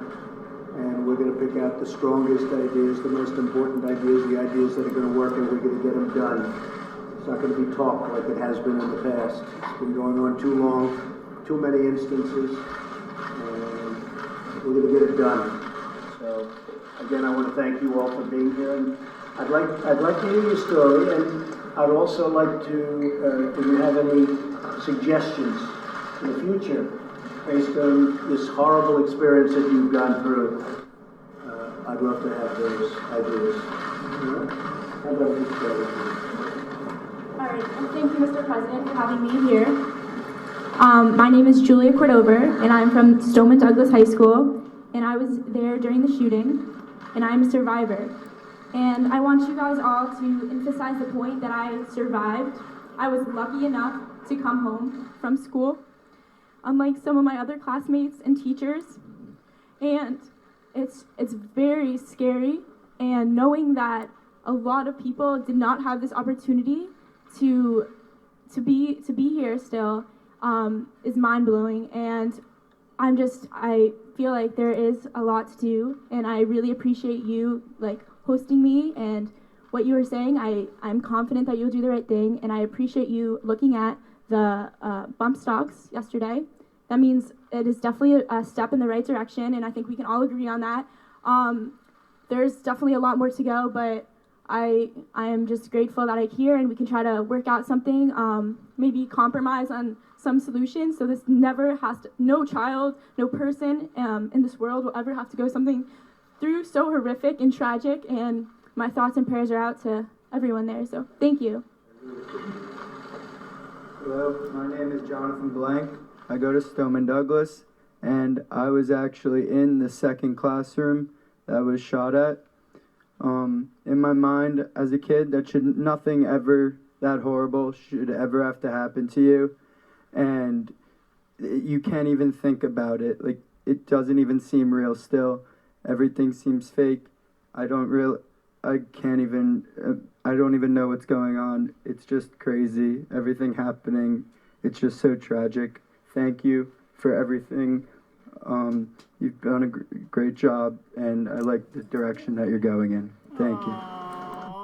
They're so cute. So those were some real students. These other kids are so coached, right? Can we talk about that bump stock thing for a second, though? Because in the beginning, a couple of our commenters were saying, why is Trump coming after the citizens? Why is he compromising here? I don't agree that he should be at all. So I'm with you. Here's the but thing. I do have an answer for why he's doing it. Yeah. And the answer is this.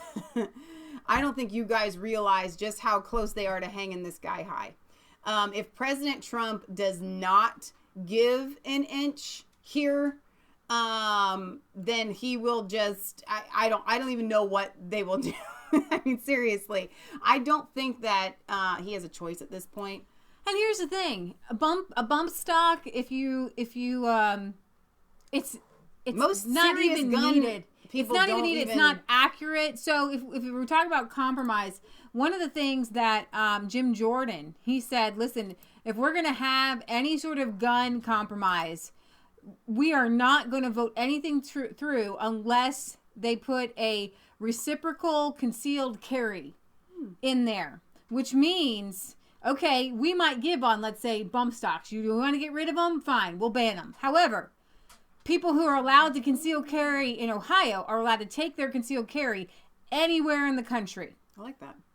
Okay, and so yeah, on a lot of these things, there are some compromises, and I don't want to throw it out the bag, but like no real. I mean, bump stocks, people just use them for fun, right? Right? They just use them, and obviously it just came to light with Stephen Paddock. But it wouldn't. I personally don't think that a ban on bump stocks would have stopped him. He would have found something else illegal to use to kill lots and lots of people. Some really good shooters were showing us how you could shoot that much by dropping and pumping, dropping and shooting. So I want to show you this video here from CJ Pearson, a high school student, and what he thinks about this whole thing going on. Hey guys, I'm CJ Pearson. Since Parkland happened, apparently the left's and the media's only solution to preventing tragedies like Parkland from ever happening again is gun control. It's the erosion of the Second Amendment and stripping away the right to carry and bear arms from law-abiding citizens. That's the only way they believe that another Parkland will never happen again in this country. But shouldn't we have a conversation about how ineffective gun control is? Because we could also mention the fact that statistically, the most dangerous cities in America are Democrat-ran and also the places with the most stringent gun control laws in the country. That's where gun violence runs rampant. That's where people are dying. But gun control works, right? Gun control is effective, right? Gun control is going to prevent another Parkland, right? I don't think so. Because you don't need to look any further than Chicago to know that that is just blatant BS. Chicago's most stringent, harshest, and toughest gun control laws in the entire country, but it's also the deadliest city in America. Mm-hmm. Kids can't go outside without the danger of getting shot in the head. They can't play on the sidewalk or go to the park because they don't know if a stray bullet is going to land in their cranium. And you want to sit here and tell me that gun control is effective and that's going to prevent another Parkland? Well, I'm going to sit there, look you in the eye, and tell you that that is BS. Because statistically, it's untrue. And if you look at all of the commonalities in all of these shootings, what are they? They are gun-free zones. The problem wasn't too many guns.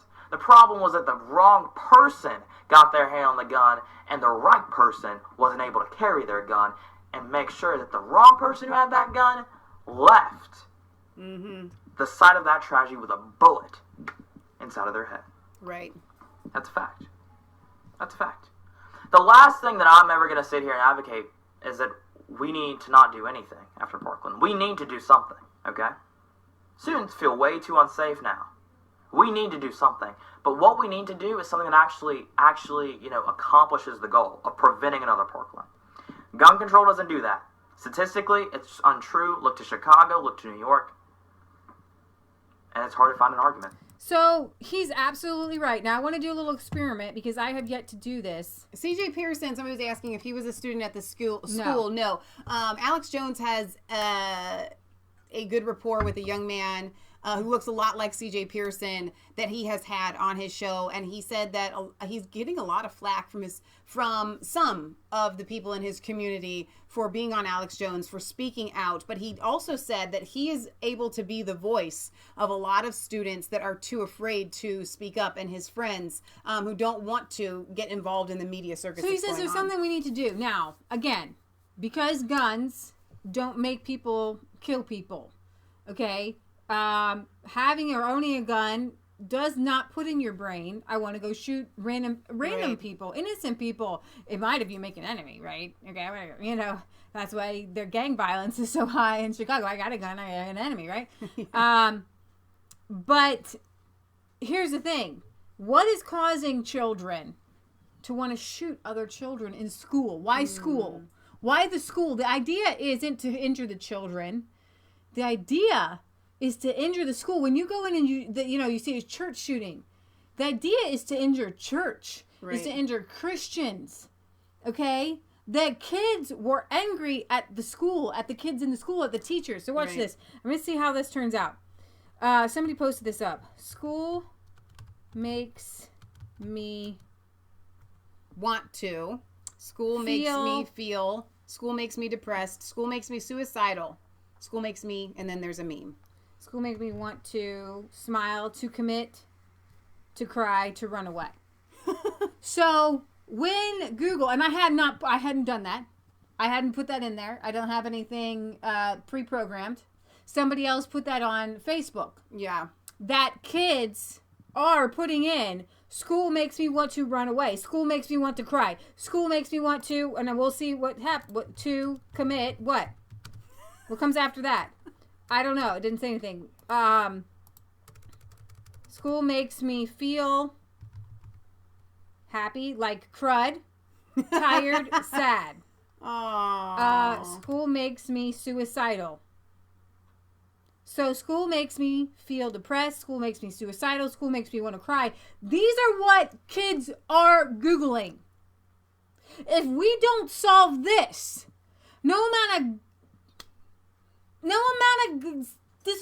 teachers with the guns, no amount of you cannot metal detect suicide. You can't metal detect depression. Yeah. You can't metal detect tears. You can't metal detect the sense of loneliness, of isolation. School is designed in this building that they do to these children, to you and me, what they have done to us. Right. Okay? They put us in these cold buildings, sometimes with no windows whatsoever, and we sit there in the best hours of our day when we have the most energy from 7 till 2 or 8 till 3 o'clock. Do we want to get things done? And they tell us to sit. And they teach us things that don't matter in life. And they indoctrinate the things that they want you to know, the things that they want you to become. And it leaves kids depressed and suicidal and empty, and it creates cliques. Every single school, barring a few, has popular kids, jocks, nerds. Oh, can I take a moment? Remember all those thoughts you just have. But that interview with that young lady who had the second shooter, you know, we played it here. Leah and I wanted to point out something. I don't know if you can pull up her face to remind people. But she said that she ran into Nikolas in the hallway, and that she said to him, I thought that you would be the one that would do this. And he looked at her and he said, huh? And she gets this twinkle in her eye when she's being interviewed. And one thing that Leah and I... They scrubbed her video. Did not talk about when we shared this was the fact that this young girl is a bully. Actually was in the She was a bully in school. I'm calling it. Leah's gonna replay it here. I actually was in the bathroom at the moment, and I came back to my classroom and I knocked on the door, and the fire alarm went off, and principal came on the speaker and just said, everyone needs to evacuate right now. So that's what we did. As I was going down the stairs, I heard a couple shots fired. Everyone was freaking out, saying that it was a gun. And as we were walking, the whole class together, I actually was speaking to the suspect, Nikolas Cruz. Now, see, stop it. Look at this smile on her face. She's so happy that she had this exchange with the mass murderer. Speaking to him. I was speaking to he him. Very, yes, I did. I don't know what the word I want to say is, but he was trouble in middle school, so I kind of joked to him about it and said, I'm surprised you weren't the one who did it. Stop right there. I wish, you can't see the smile on your face. I'm surprised you weren't the one that did it. You bully. That's really what happened. Look at that beautiful sparkle in her eye. You were walking down the hall. He had already fired at that time. Yes, sir, with him. Weren't you scared? In the moment I wasn't, because there was... So if he wasn't the shooter, why would you say to him, she obviously didn't think he was the shooter. Right. So she said to him, you've got this awkward, backward kid who's been in trouble at school 25 times. Everyone in school talks about this kid behind his back. Right. Everyone in school knew he could be the next school shooter. Now, and so she said to him, this backward child who had gotten in so much trouble in school already, I'm surprised it wasn't you. All right, so Lee and I were talking about the difference here, because I know there's a lot of people out there that are going to pass this off because they're the type of person. Now let's see. All right, you are, let's say there's kind of a football jock, right? He's the funny man on campus, maybe jokes around about killing some people, and he's just kind of a funny guy and whatever. And you run into him in the hallway and you say, I'm surprised it wasn't you that did this. And then you both get a laugh. Ha ha, that's funny. Okay? That's not the exchange that happened here. There's not an inside joke that's going back and forth with two people that get it. Wink, wink. I'm surprised it wasn't you. Yeah, ha ha, it wasn't me. This is, I'm surprised it wasn't you that did this. Okay, this was a mean bullying slur. So that goes hand in hand with, shows why he might have gone in there and with shot what a bunch you of were kids. saying, that you can't metal detect what is wrong, this systemic. What was going on in his mind? We can piece it together, right? He was in trouble. 25 times he was called to the principal. Kids were constantly going to the principal about him. They were probably arguing with him. He obviously got in a fight. There's a video of a fight. He was angry at these kids. Yeah. He had been kicked out of the school. He had a beef against these kids. He let everyone know he wanted to kill them. What kind of mass shooter tells everybody he's going to kill everybody first? I'm going to kill you. I'm going to kill... She said, he kept telling people, hey, I'm going to kill your girlfriend. I'm going to kill your boyfriend. I'm going to kill your parents. I'm going to kill this. And we went and told the principals, and we told that he's threatening to kill our family members. All right, so what is the answer? Because Lee and I had no intention of going this long, but it is this is the biggest topic that's happening right now in our country, because the left is using this to push their agenda. So Lee and I want to give you the Resistance Chicks answer. And for me... it's so simple. We talk about when we brought up the food stamp thing the other day, Trump wants to put out this food box, right? And everybody on the right is going, oh yeah, that's what they need to do. If you're going to get food stamps, we're going to give you the worst food ever on the planet and all this, that, and the other. And you're so righteous. And I'm calling out my conservative viewers, friends, whoever you are, that want to say, yeah, give them that box. Give them that box. Your kids going to public school?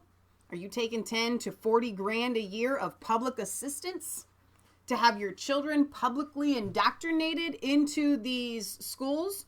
So you want to begrudge a family some food that may equal at best, what, $2,000, $3,000 at best a year in food stamps, and yet you're willing to take $10,000 to $40,000 a year on education that keeps your kids locked in a box, that gives them the ramen noodle of education and lifestyle, that keeps them sitting in the dark, like you said, for the very best hours of their day, when it is your responsibility as a parent. I'm going to call out Eric Mathis right now in the chat, who is literally taking his children's education, his children's health, his children's future into his hands. He's going to homeschool. He and his wife are the strongest Christians that I know almost at this point that I'm interacting with. They are a shining beacon. I'm going to pull something at the end of the show, a mail call that he sent today. He is literally putting his money where his mouth is and says, I'm not going to put my children in this indoctrination center. I'm going to make sure that my kids grow up every day and they can go outside and they can hunt for eggs and they know where their food comes from. They're not going to be depressed. They're going to know Jesus Christ is their savior. They're going to be homeschooled. They're going to have their mom with them all day long. They won't be a shooter. They won't be a shooter. So that's the answer. That is the answer for 100% of Americans' kids. And if you can't do it yourself. If there are the kids that get slipped by the wayside, then the church, the body of Christ, needs to step in and say, okay, we'll prop up families so they can homeschool their kid. And if they can't, then the kid can come to a Christian school. We can give them food. That's how America should be running. But the reason why the left will, or even the right, will never come to that answer is because they have to have your kids in that box, because Ford said back in the early 1900s, I do not want a nation, I do not want a nation of thinkers, I want a nation of workers. And Ford is the one that said, I needed these workers for my assembly line. He invented the assembly line. So if they can't get you to go to school to get used to using the very best peak hours of your day, submitted to the master. But it was a Rockefeller quote. No, I know it was a Rockefeller quote, but Ford is the one that needed it. Right. He needed it for his assembly line because he invented it's the greatest thing ever. He needed people just educated just enough. And that comes from Prussia, where they educated kids just enough. And then they picked a handful of kids to be their leaders. So in any school, you have a gifted program. Yeah. In any school, you have the handful of kids that love school, that get great grades, and the teachers prop them up year after year and they identify them as at a young age. I know because I was one. Right. And they identify you and they praise you and you keep getting lifted up, and they literally are trying to form leaders. I remember being in third grade. I went to developmental first grade because I didn't go to kindergarten, and you have to go to kindergarten. So I went to pre-first, developmental first grade, and then I went to first grade. And I didn't need to. I just couldn't put some blocks together right. They tested me. They do an evaluation. So stupid. But anyways, I did so well in third grade. I was so bored in third grade. And I was like, Mom, I want to be with the kids my own age. So my mom sat down with the principal and teachers, a bunch of teachers, and said, I would like to put my child in fourth grade with kids her age. She's bored. She's, rocking all the tests, doing all the stuff better than all the kids in the class. Not because I'm awesome, but my mom would tell me this. You're a year older than everyone else. You're not awesome. You're just a year older than everyone else in the classroom. The teacher said, no, you don't understand. If she stays here, we can train her to be a leader and lead her peers. So weird. Why are you training third graders to be leaders and blah, blah, blah? I don't want to be trained like a dog. I don't want that. So my mom pulls me out the next year in fourth grade, and I end up skipping 2 grades being homeschooled. So, and not because I'm awesome. I am not that smart. That's right. She's just average. When you have God, he makes you really smart. He really does. But you can, it actually, what I'm trying to say is anybody can go through school like that so quickly. It doesn't take genius level intelligence. Well, what's so ridiculous is they make people feel like they can't educate their own children, when if you actually learn something, you should be able to teach it to your kids. And when we were in high school, barring just I was able to teach you some algebra, but other than that, from 9th through 12th grade, you can just teach yourself. From 7th grade on, once you know how to read, yeah, you can pretty much just read and teach yourself. I mean, almost everything.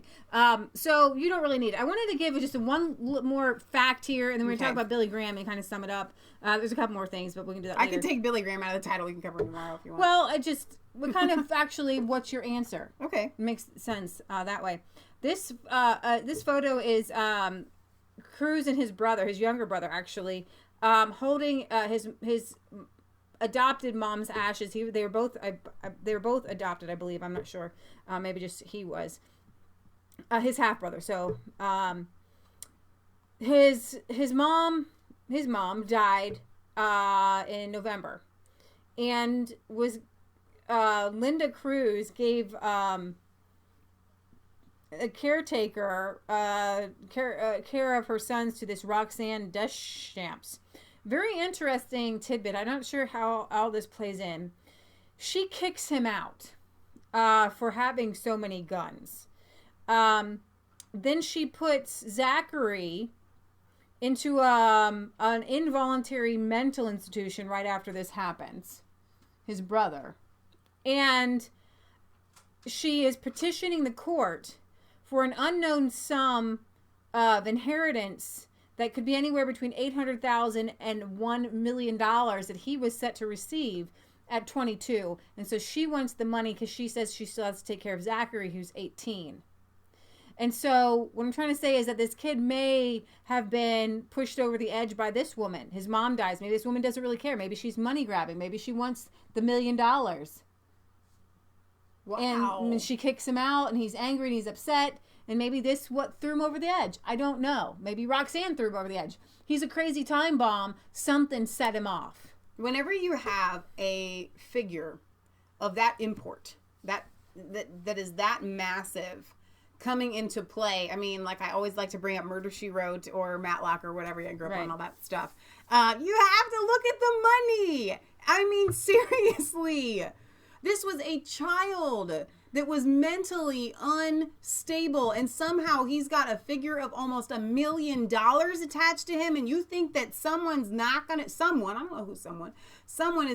try to take advantage of that? Random. He was on psychotropic drugs. Random.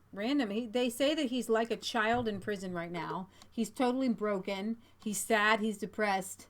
Something happened to this child. Okay, we have to recognize that something. one student that we played a while ago, she had said up until a certain point, he was just like a normal kid. Right. You know? And this even picture doesn't make him look like a serial killer, I got to tell you. No. But I don't know. Yeah, why they made him smile? He's not there. He's not there. He is mentally retarded.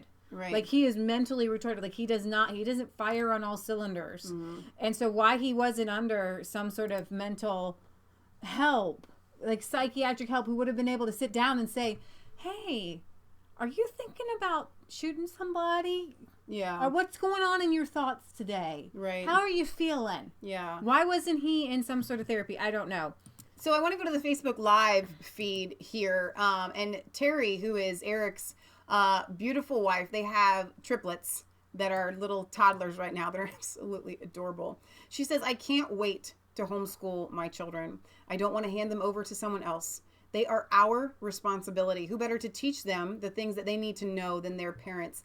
Everything that we have or know how to get.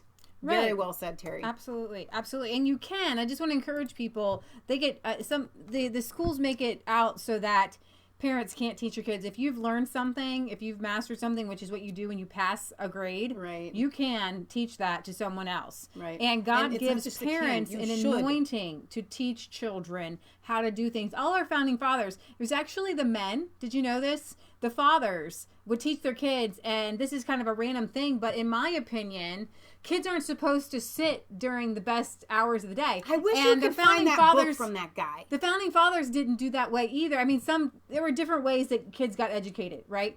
But one way, if you're on the farm, was that they worked during the day. Mm-hmm. And at night, when they brought out the candles, the dads, who would come in from the farm as well, right, would teach their sons and their daughters. And they would educate all their children. Right. And moms weren't actually part of that. And one, Susanna Wesley, she had 17 kids. She actually taught all of her children. John Wesley, you might know, founded the Methodist Church. Great fiery horseback Wasn't street he number preacher. 17? He was number 17. So if she had believed in birth control or listened to all those we people would have that no talked John to Wesley. Stop having kids. Speaking of great ministers, Billy Graham died today. He was 99. And, I wasn't around during the great days of Billy Graham's heyday. But I can tell you who is very influential right now. That is Anne Graham, his daughter, mm-hmm. and Franklin Graham, his son. And they are heavily involved in politics. Yeah. They are amazing firebrands. I forget which movie. Maybe it was the Patterns of Evidence and the Exodus movie. Anne Graham was on that. But she will talk to you about politics. She'll talk to you about being conservative. She'll talk to you about bringing God back. She'll talk to you about abortion, like Alveda King. And Franklin Graham, if you follow his Twitter, he is fun to follow. I mean, he is one of us. He's red-pilled. Yep. He's a red-pilled preacher. And so his legacy, if his legacy is Anne Graham and Franklin Graham, it only got better after the Bible what talks he did. About judging a tree by their fruit, and it also talks about ministers. If they cannot handle their own household, then they shouldn't be ministers. And I can count on like two hands. Right. The amount of pastors that I know whose children grew up to be just one of the funnest wild and crazy things to me is to see fathers and sons as when they grow up and they're adults and they're on the same page and they're preaching the same message. Ken Ham and Ken Hovind and Eric Hovind. When I see Franklin Graham and Billy Graham and Ann Graham, when I see these, it just blows my mind. I see actually Chuck Norris has a son. Yeah, he's awesome. And he does some filming for Chuck Norris, and he is super red-pilled. I mean, Chuck Norris is super red-pilled. He writes for WorldNet Daily. Yeah. He is super red-pilled, and his son is red-pilled, and they love each other, and they honor each other, and they're both trying to get the message out. And that was the most recent, shock to me when I was reading about Chuck Norris's son and how much he loves his dad, how much he loves God, and how much red-pilled he is. Now they're working together on projects to red-pill people. It's just powerful. And that's how you know that somebody is a good person when you can look at their children. When their children are speaking the same things. And Ron Paul and Rand Paul. That's right. And actually, I see it funnily. No, that's not a word, buddy. When I look at Donald Trump's children, it's like he has been quartered into 4 different personality types. Kind of creepy. It is. So he has the dollar you never see, and that's Donald Trump's kind of ditzy part. He has. I'm sorry. Love the girl, but I don't know if she's all there. I don't know her very well. Then you have Ivanka and Eric, who are kind of the same. Very put together. But I think it's also his lefty side. And actually, Eric leans more towards Donald Trump Jr., the brother. But Donald Trump Jr. is his "Make America Great" side. Yeah. He is on Twitter. He is part of us. He's part of our army. He is on fire. And it's great to see. So you know that Donald Trump has good fruit, because I see that in his kids, and I especially see it in Donald Trump Jr. Yeah. And it's just powerful. So I want to play for you this little clip on Billy Graham. Yes, it's from CBS, but still. We're ready to march under the banner of Almighty God. For nearly 7 decades, Billy Graham traveled the world preaching the Christian gospel. Man cannot be saved by bread alone. America's pastor, as he was known, Graham ventured to 185 other countries as well, spreading the word to more than 200 million people at his crusades. That is the reason that men today are turning to God. And leveraging then emerging technologies to reach hundreds of millions more by radio and TV. Faith in him. Born on November 7th, 1918, on his family's farm in North Carolina, William Franklin Graham dedicated his life to Jesus Christ at the age of 16 and was ordained a Baptist minister in 1939. Well, that's the a end? short little clip. I guess there was more. I was watching that. CBS didn't want to know too much about him. All right. So I wanted to show a couple There of tweets. is a video that is going viral about Kathy Lee Gifford like her. I don't either.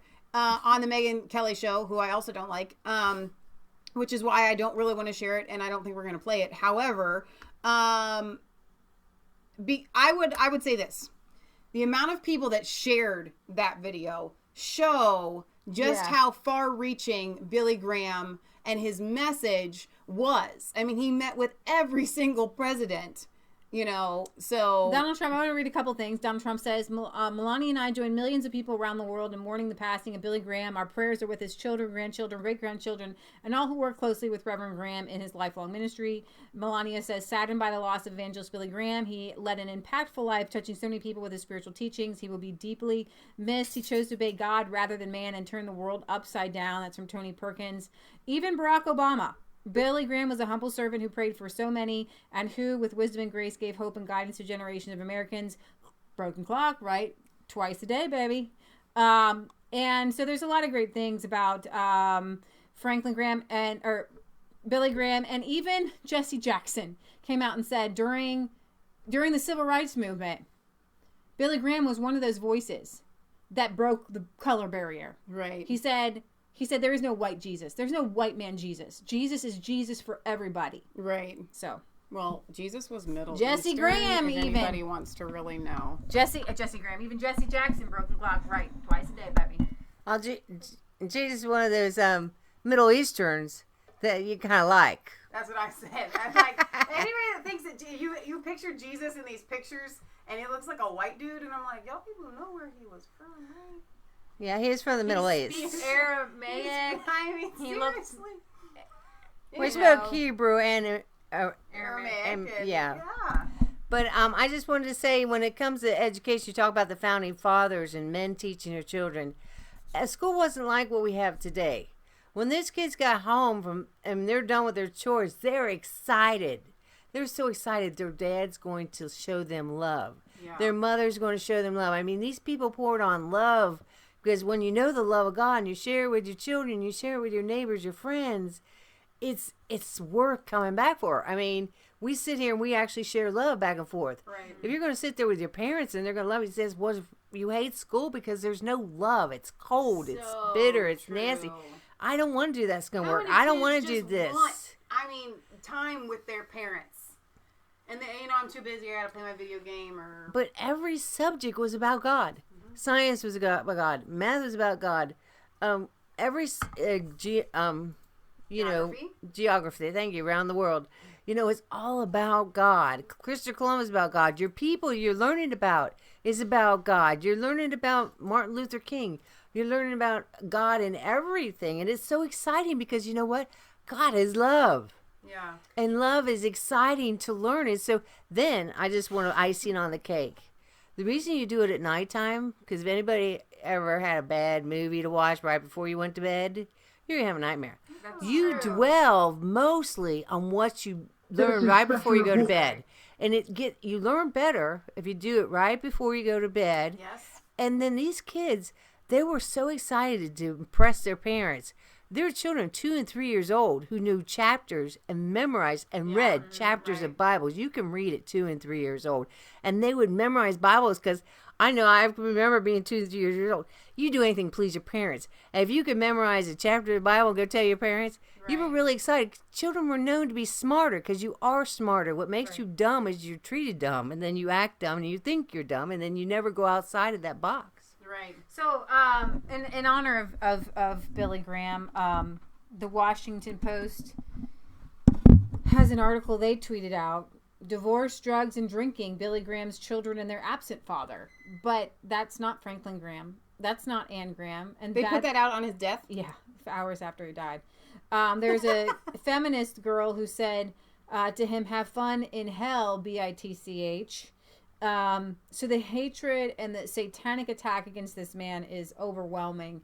But I want to read to you what Secretary Carson says. Few, if any, men have had as great an impact on so many as Billy Graham. He was a strong voice for not only the Christian faith, but for basic human decency, as shown by his strident opposition to segregation. He was America's pastor, rest in peace. And then he says, someday you will read or hear that Billy Graham is dead. Don't you believe a word of it. I shall be more alive than I am now. I will have just changed my address. I will have gone into the presence of God. Wow, well said.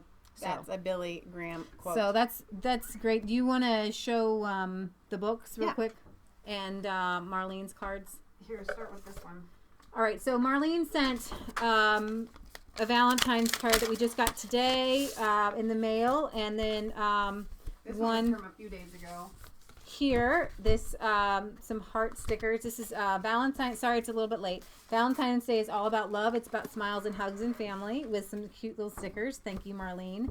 Dear Leah, Michelle, and Patriot Gala, you are a big part of that. With love in Christ, Mrs. Marlene Ruth Allen. So it's a cute thing, and she asked me to read this on air, please.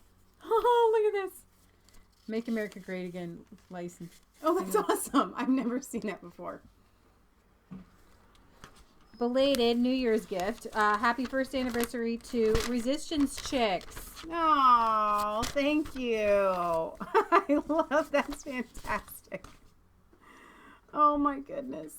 Read the dates. Birthday June 14th, 1946.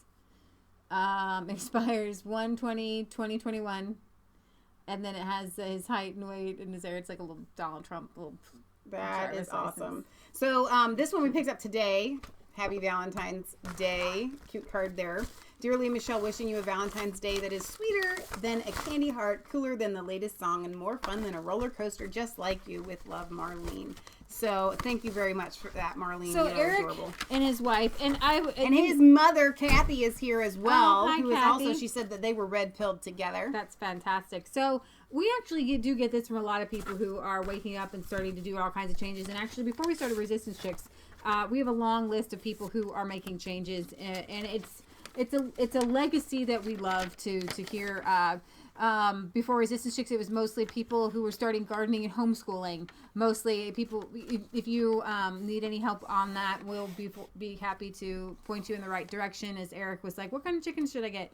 And things like that. So we've helped people get chickens. We've helped people, what kind of seeds do I get? What kind of trees do I get? That's our ministry. That's our life, because that's why we have the lights up and the computer, because when we shut it all down, that's what we do. And I can't get my message out to people the way I want to, because the mainstream media shuts everything down. Again, you know, there's a whole Twitter censorship that we didn't cover, YouTube censorship that we didn't cover, CPAC, the conservative group met, and they shut down even the talk. You know what? We'll probably go live tomorrow and we'll about cover that. It then. But when we hear about people changing their lives, it makes it all worth it, because we know that that's going to make somebody healthier. And I know, you know, I went to Bible school to lead people to Jesus Christ. That's what I wanted to do. And then I realized that all these ministers aren't really helping people live better lives. Right. You might have a part of Jesus, but they don't have all of Jesus. This is what I have to tell you in all honesty, and I want you guys to go to church, but this is no secret here at Resistance Chicks. The thing that disappoints me about the church today is that a lot of it is just shy of being only motivational speaking. It'll get you to Jesus, and it'll make you happy, and it'll teach you how to be happy and to be kind and loving and caring and giving. It'll teach you how to get to heaven, but it won't teach you how to have where are heaven's power, the practical answers, and how to use heaven's power here on earth. It's only one part of the dynamic, and that is because of fake money, and because you know, the churches have had to sell out because of the public school system. Because I want to see every church in America telling every Christian family in America that their child is not called to be salt and light at the public school, that their child is called to be a child. Right. At home, and to be raised and prepared to be salt and light as an adult in a world. So Eric wrote us a letter. Why don't you go and read it? I love that he calls us the Mass Faith 3. For those of you that don't know, and Eric does know, we have a bigger channel, by the way. My with initials more subscribers are MAS. Leah's middle name is Faith, and with the Patriot Gallery, there are 3 of us. And so, a long, long time ago, we came up with that name called Mass Faith 3. All right, so he calls us the Mass Faith 3. Terry and I wanted to send you ladies this book series we ran across. Terry just started to read them, and as a new believer, she really likes them a lot. Just the title alone reminds us of you ladies. When I saw these, I especially thought of you, fighting off all those feminists and how they couldn't be farther from the women in the Bible. We hope you like them and are able to get some use out of them. We want to tell you thank you for all that you do and for all your hard work as great American women in faith. God bless you, Michelle and Leah, and of course your mom, the Patriot Gallery. Sincerely, the Mathis family. So I'm going to go over some of these titles. Helpmeets and Homemakers. I love that title. Faithful and Fruitful. Love it. Helpless and Hurting. Powerful and Prestigious. And this last one is a little bit intriguing. Carnal and Conniving. It goes through all the women in the Bible and their stories. And read the back of this one. Are you tired of the same old shallow romance novels? Yes. Would you like to read true biblical accounts and gain insight that can really help you? In this book, you will find romance, suspense, and intrigue surrounding these 10 Bible ladies. You will find meditations on what it was like for Eve during her first pregnancy. Who was the first missionary wife? How did 2 sisters cope with marriage the same man? I don't even want to know. What are the ABCs of an ideal homemaker? Is it possible to train a child for the Lord when you are married to an unbeliever? Learn the answers to these questions and much more from Shirley's diligent research. Discover how God was there for these ladies during their days of illness and fatigue and stress. Learn how he promises to be there for you too when you face similar circumstances today. Glean rich nuggets about these women of yesteryear and helpmeets and homemakers. So the author here, her name is Shirley M. Starr with 2 R's there. So I want to put that up there so that if you guys want to check out these books, I haven't even read them, but if Eric and Terry are recommending them, and just from what I have seen by thumbing through them since they came in the mail today, I'm impressed and I am excited. And I think that these could be really important tools for understanding. Here's the thing.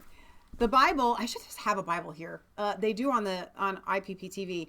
That book is an instruction manual. Jezebel. And as women, we've heard that name. Yes, we should be able to read all the stories about the great men and take those woman on, who but there was a are she-devil. specific instructions that we can get from the women in the Bible. I think that they're very Persecutor key. of the prophets. I'm gonna call.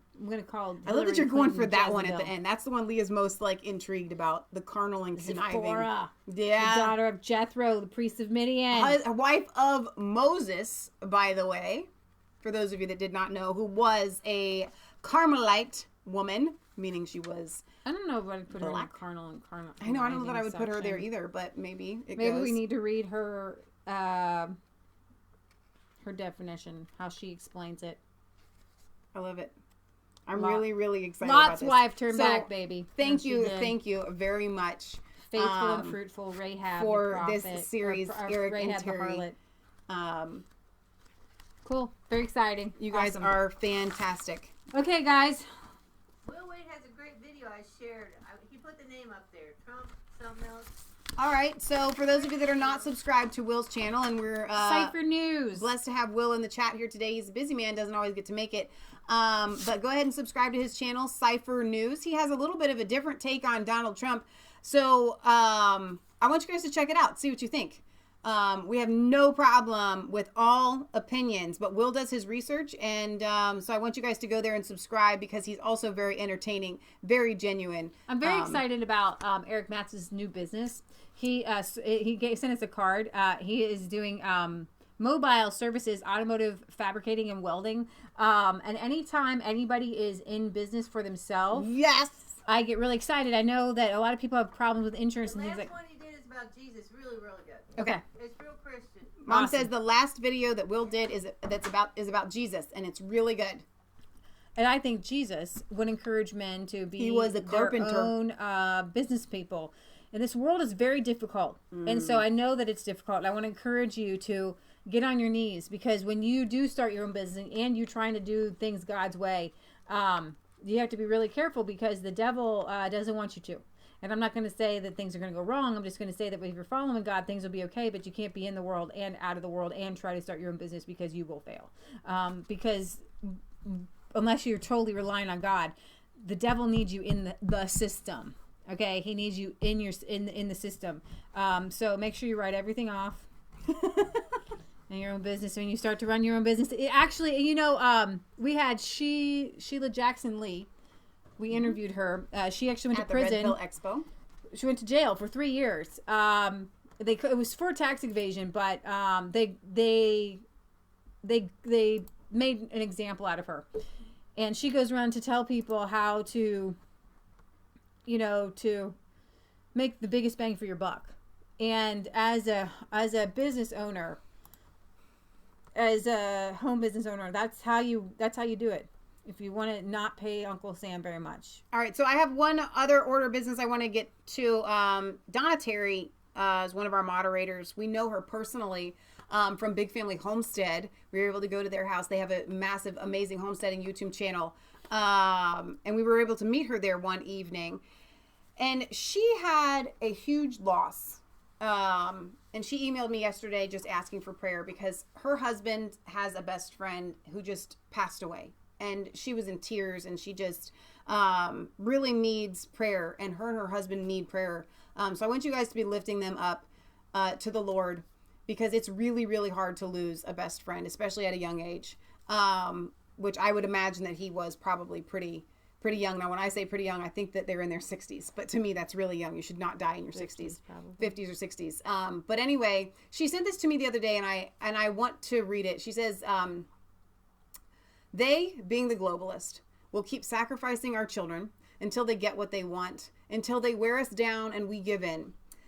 New World Order is not at this time, but how far away is it? This Sorry. mirrors the Revolutionary War, where we are actually fighting to keep our country from the hands of the enemy. Do not tell me in this day and age where we eat, what we wear, and what we buy is a matter of record, and that the government it actually knows, or isn't, I think she means, actually knows every single aspect of our lives, that they did not know about this kid. I get it. I'm sorry, I read that incorrectly. So, as I understand it, the FBI is being paid rather than they do their job or not. We need to come up with a plan to keep our children safe because they know where to hit us the hardest. Getting their puppet elected president does not work. So on to plan B, our children. They keep going back to plan B. This is sad and sorrowful. Parents cry. We cry with them. We need to keep in mind that when we give up our guns, we give up our life as we Preach know it, girlfriend. Amen. So, amen. Thank you for that, Donna. Actually, she has another one that she sent just now, and I think it's in reference to what had happened. And it's short. Fear not what's coming, no sadness contend. This life departed, but death will not win. Jesus will call us, and him we will meet. Fear not what's coming, for God will defend. Conquering evil, all sin erased. Goodness and mercy have taken their place. Fear not the future, it's not ours to know, but at his summons we gratefully go. Well, it's a perfect scripture for it's Billy not Graham. scripture, but I it's mean, a perfect poem for. I'm getting. Yeah, my brain's kind of not firing right now. So we have gone really long, so I don't think we're gonna do a song. But we will definitely see you Friday at 6. You might Yes. have some mulch to put down tomorrow. Yeah, I was about We'll that. see. About our putting our mulch where our mouth is. When it comes to this life that we're encouraging you guys to live, we question every day, are we going to go? This is one of the things we ask each other. Are we going to go live tonight? I don't know. What are we doing? We've got manure to move. We've got pet visits to do. We've got pig stalls to clean. We've got, dirt to make. We make all of our own soil for planting. We've got seeds in the basement that need tending, things like But that. we will always be here, God willing, Friday at 6 and Right. Sunday at 1. Well, Britt was just saying it's like 4:22 in the morning in England, so we're sorry about that. We're sorry it's so late, but Leah and Michelle have been extremely busy, and I was just looking, so what? Oh my gosh, I don't think I've seen one of his live streams for a couple days. I mean, it's like we've been just so busy. It's like everything was on hold because we had so much to do around here. But Gary asked, how do you leave a forwarding address to heaven? Okay, but then I thought about all the tombstones in the Plymouth, the Pilgrims. Do you remember what it says? It's like, ask God to forgive your sins, or God needed this person having all those tombstones were witnessing to tell people about Jesus in the Pilgrims' tombstones. Do you remember what they had on them? Yeah, that was probably the most life-affirming moment of my life was in the Plymouth graveyard. Because I've never been in a graveyard and felt the presence of God before. And the first time we went to Plymouth, I was shocked because these graves and their markers are from the 16 and 1700s. And they knew Jesus. Like, they knew him. Like, they knew him more than I know him. And I want to know him. And I want to be assured as, like, they were assured. And so when they would have sayings etched. We don't do that anymore. We have dates and things like that. They'd have sayings etched into their grave markers. Weep not for me, make your life better, come to know Jesus, things like that. Even when little ones died, we're sorry that they died, but we know we'll see them in heaven. So, you're not going to sing this. Well, it's a song that Leah doesn't know. But you're not going to sing it. I'm going to sing a portion of it. I really like it. Can you sing it well? I don't know how well I can sing it.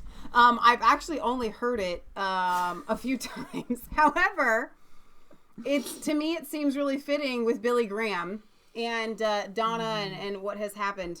Now you're making me nervous. You can just sing background here. Have you heard me sing it? If I surveyed all the good things that come to me from above, if I could count all the blessings from the storehouse of love, I'd simply ask for a favor of him beyond mortal kin, and I'm sure that he'd grant it again.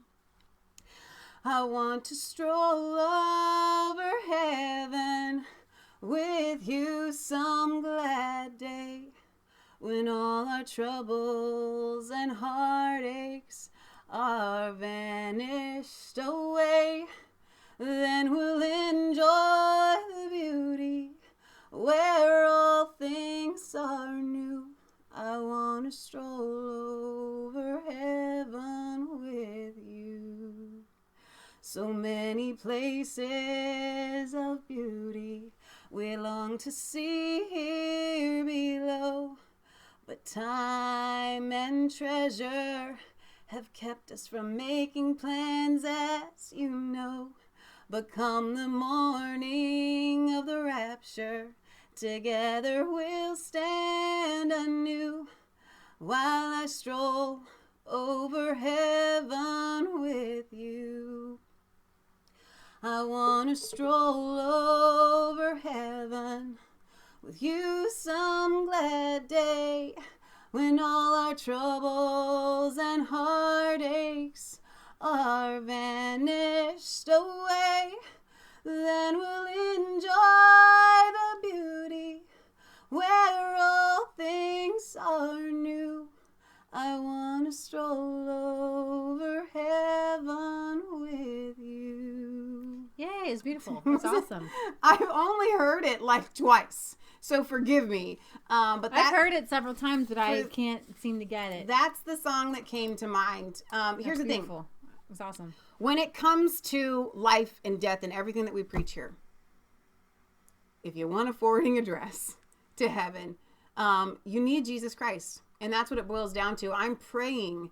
I don't think you can pray after the fact, but I'm hoping that all of those 17 people that died knew Jesus. That's the only thing that I can do at this point. And I'm also hoping that their deaths bring more people to Christ. Amen. So don't forget, it's not just a conspiracy theory. If it's the truth, we want you to like, comment, and subscribe to Mass Faith 3 and Resistance Chicks. Ring the bell for notifications. Find us on Facebook. Follow us on Twitter. Even though we're being censored, like nobody of your camera. business. I'm moving the camera. Sorry about that. All right, we will see you definitely Friday at 6, guys, and we'll have some great news for you, hopefully.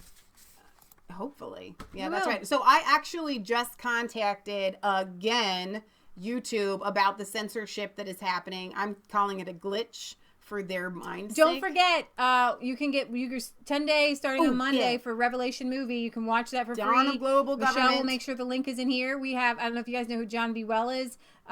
We might be on his program. Caravan to Midnight. I can't. It's just too low. Give me that the red pill. That voice is just too low. Anyway, I'm hoping that he's going to promote this film as well. So we want you guys to go and see it. I've had a couple of people getting with me. I didn't get the email, yada, yada, yada. Anita is the sweetest lady ever. There is a contact section on their website. If you're having trouble viewing the video, just get in contact with them and they will make sure that you get a link so that you can see it. So, all right, we love you. God loves you. God bless. And if you want to write us a letter, we will read your cards and letters on PO air. Box 107, Milford, Ohio 45150. All right. We love you. God loves you. God bless. See you later. Good night.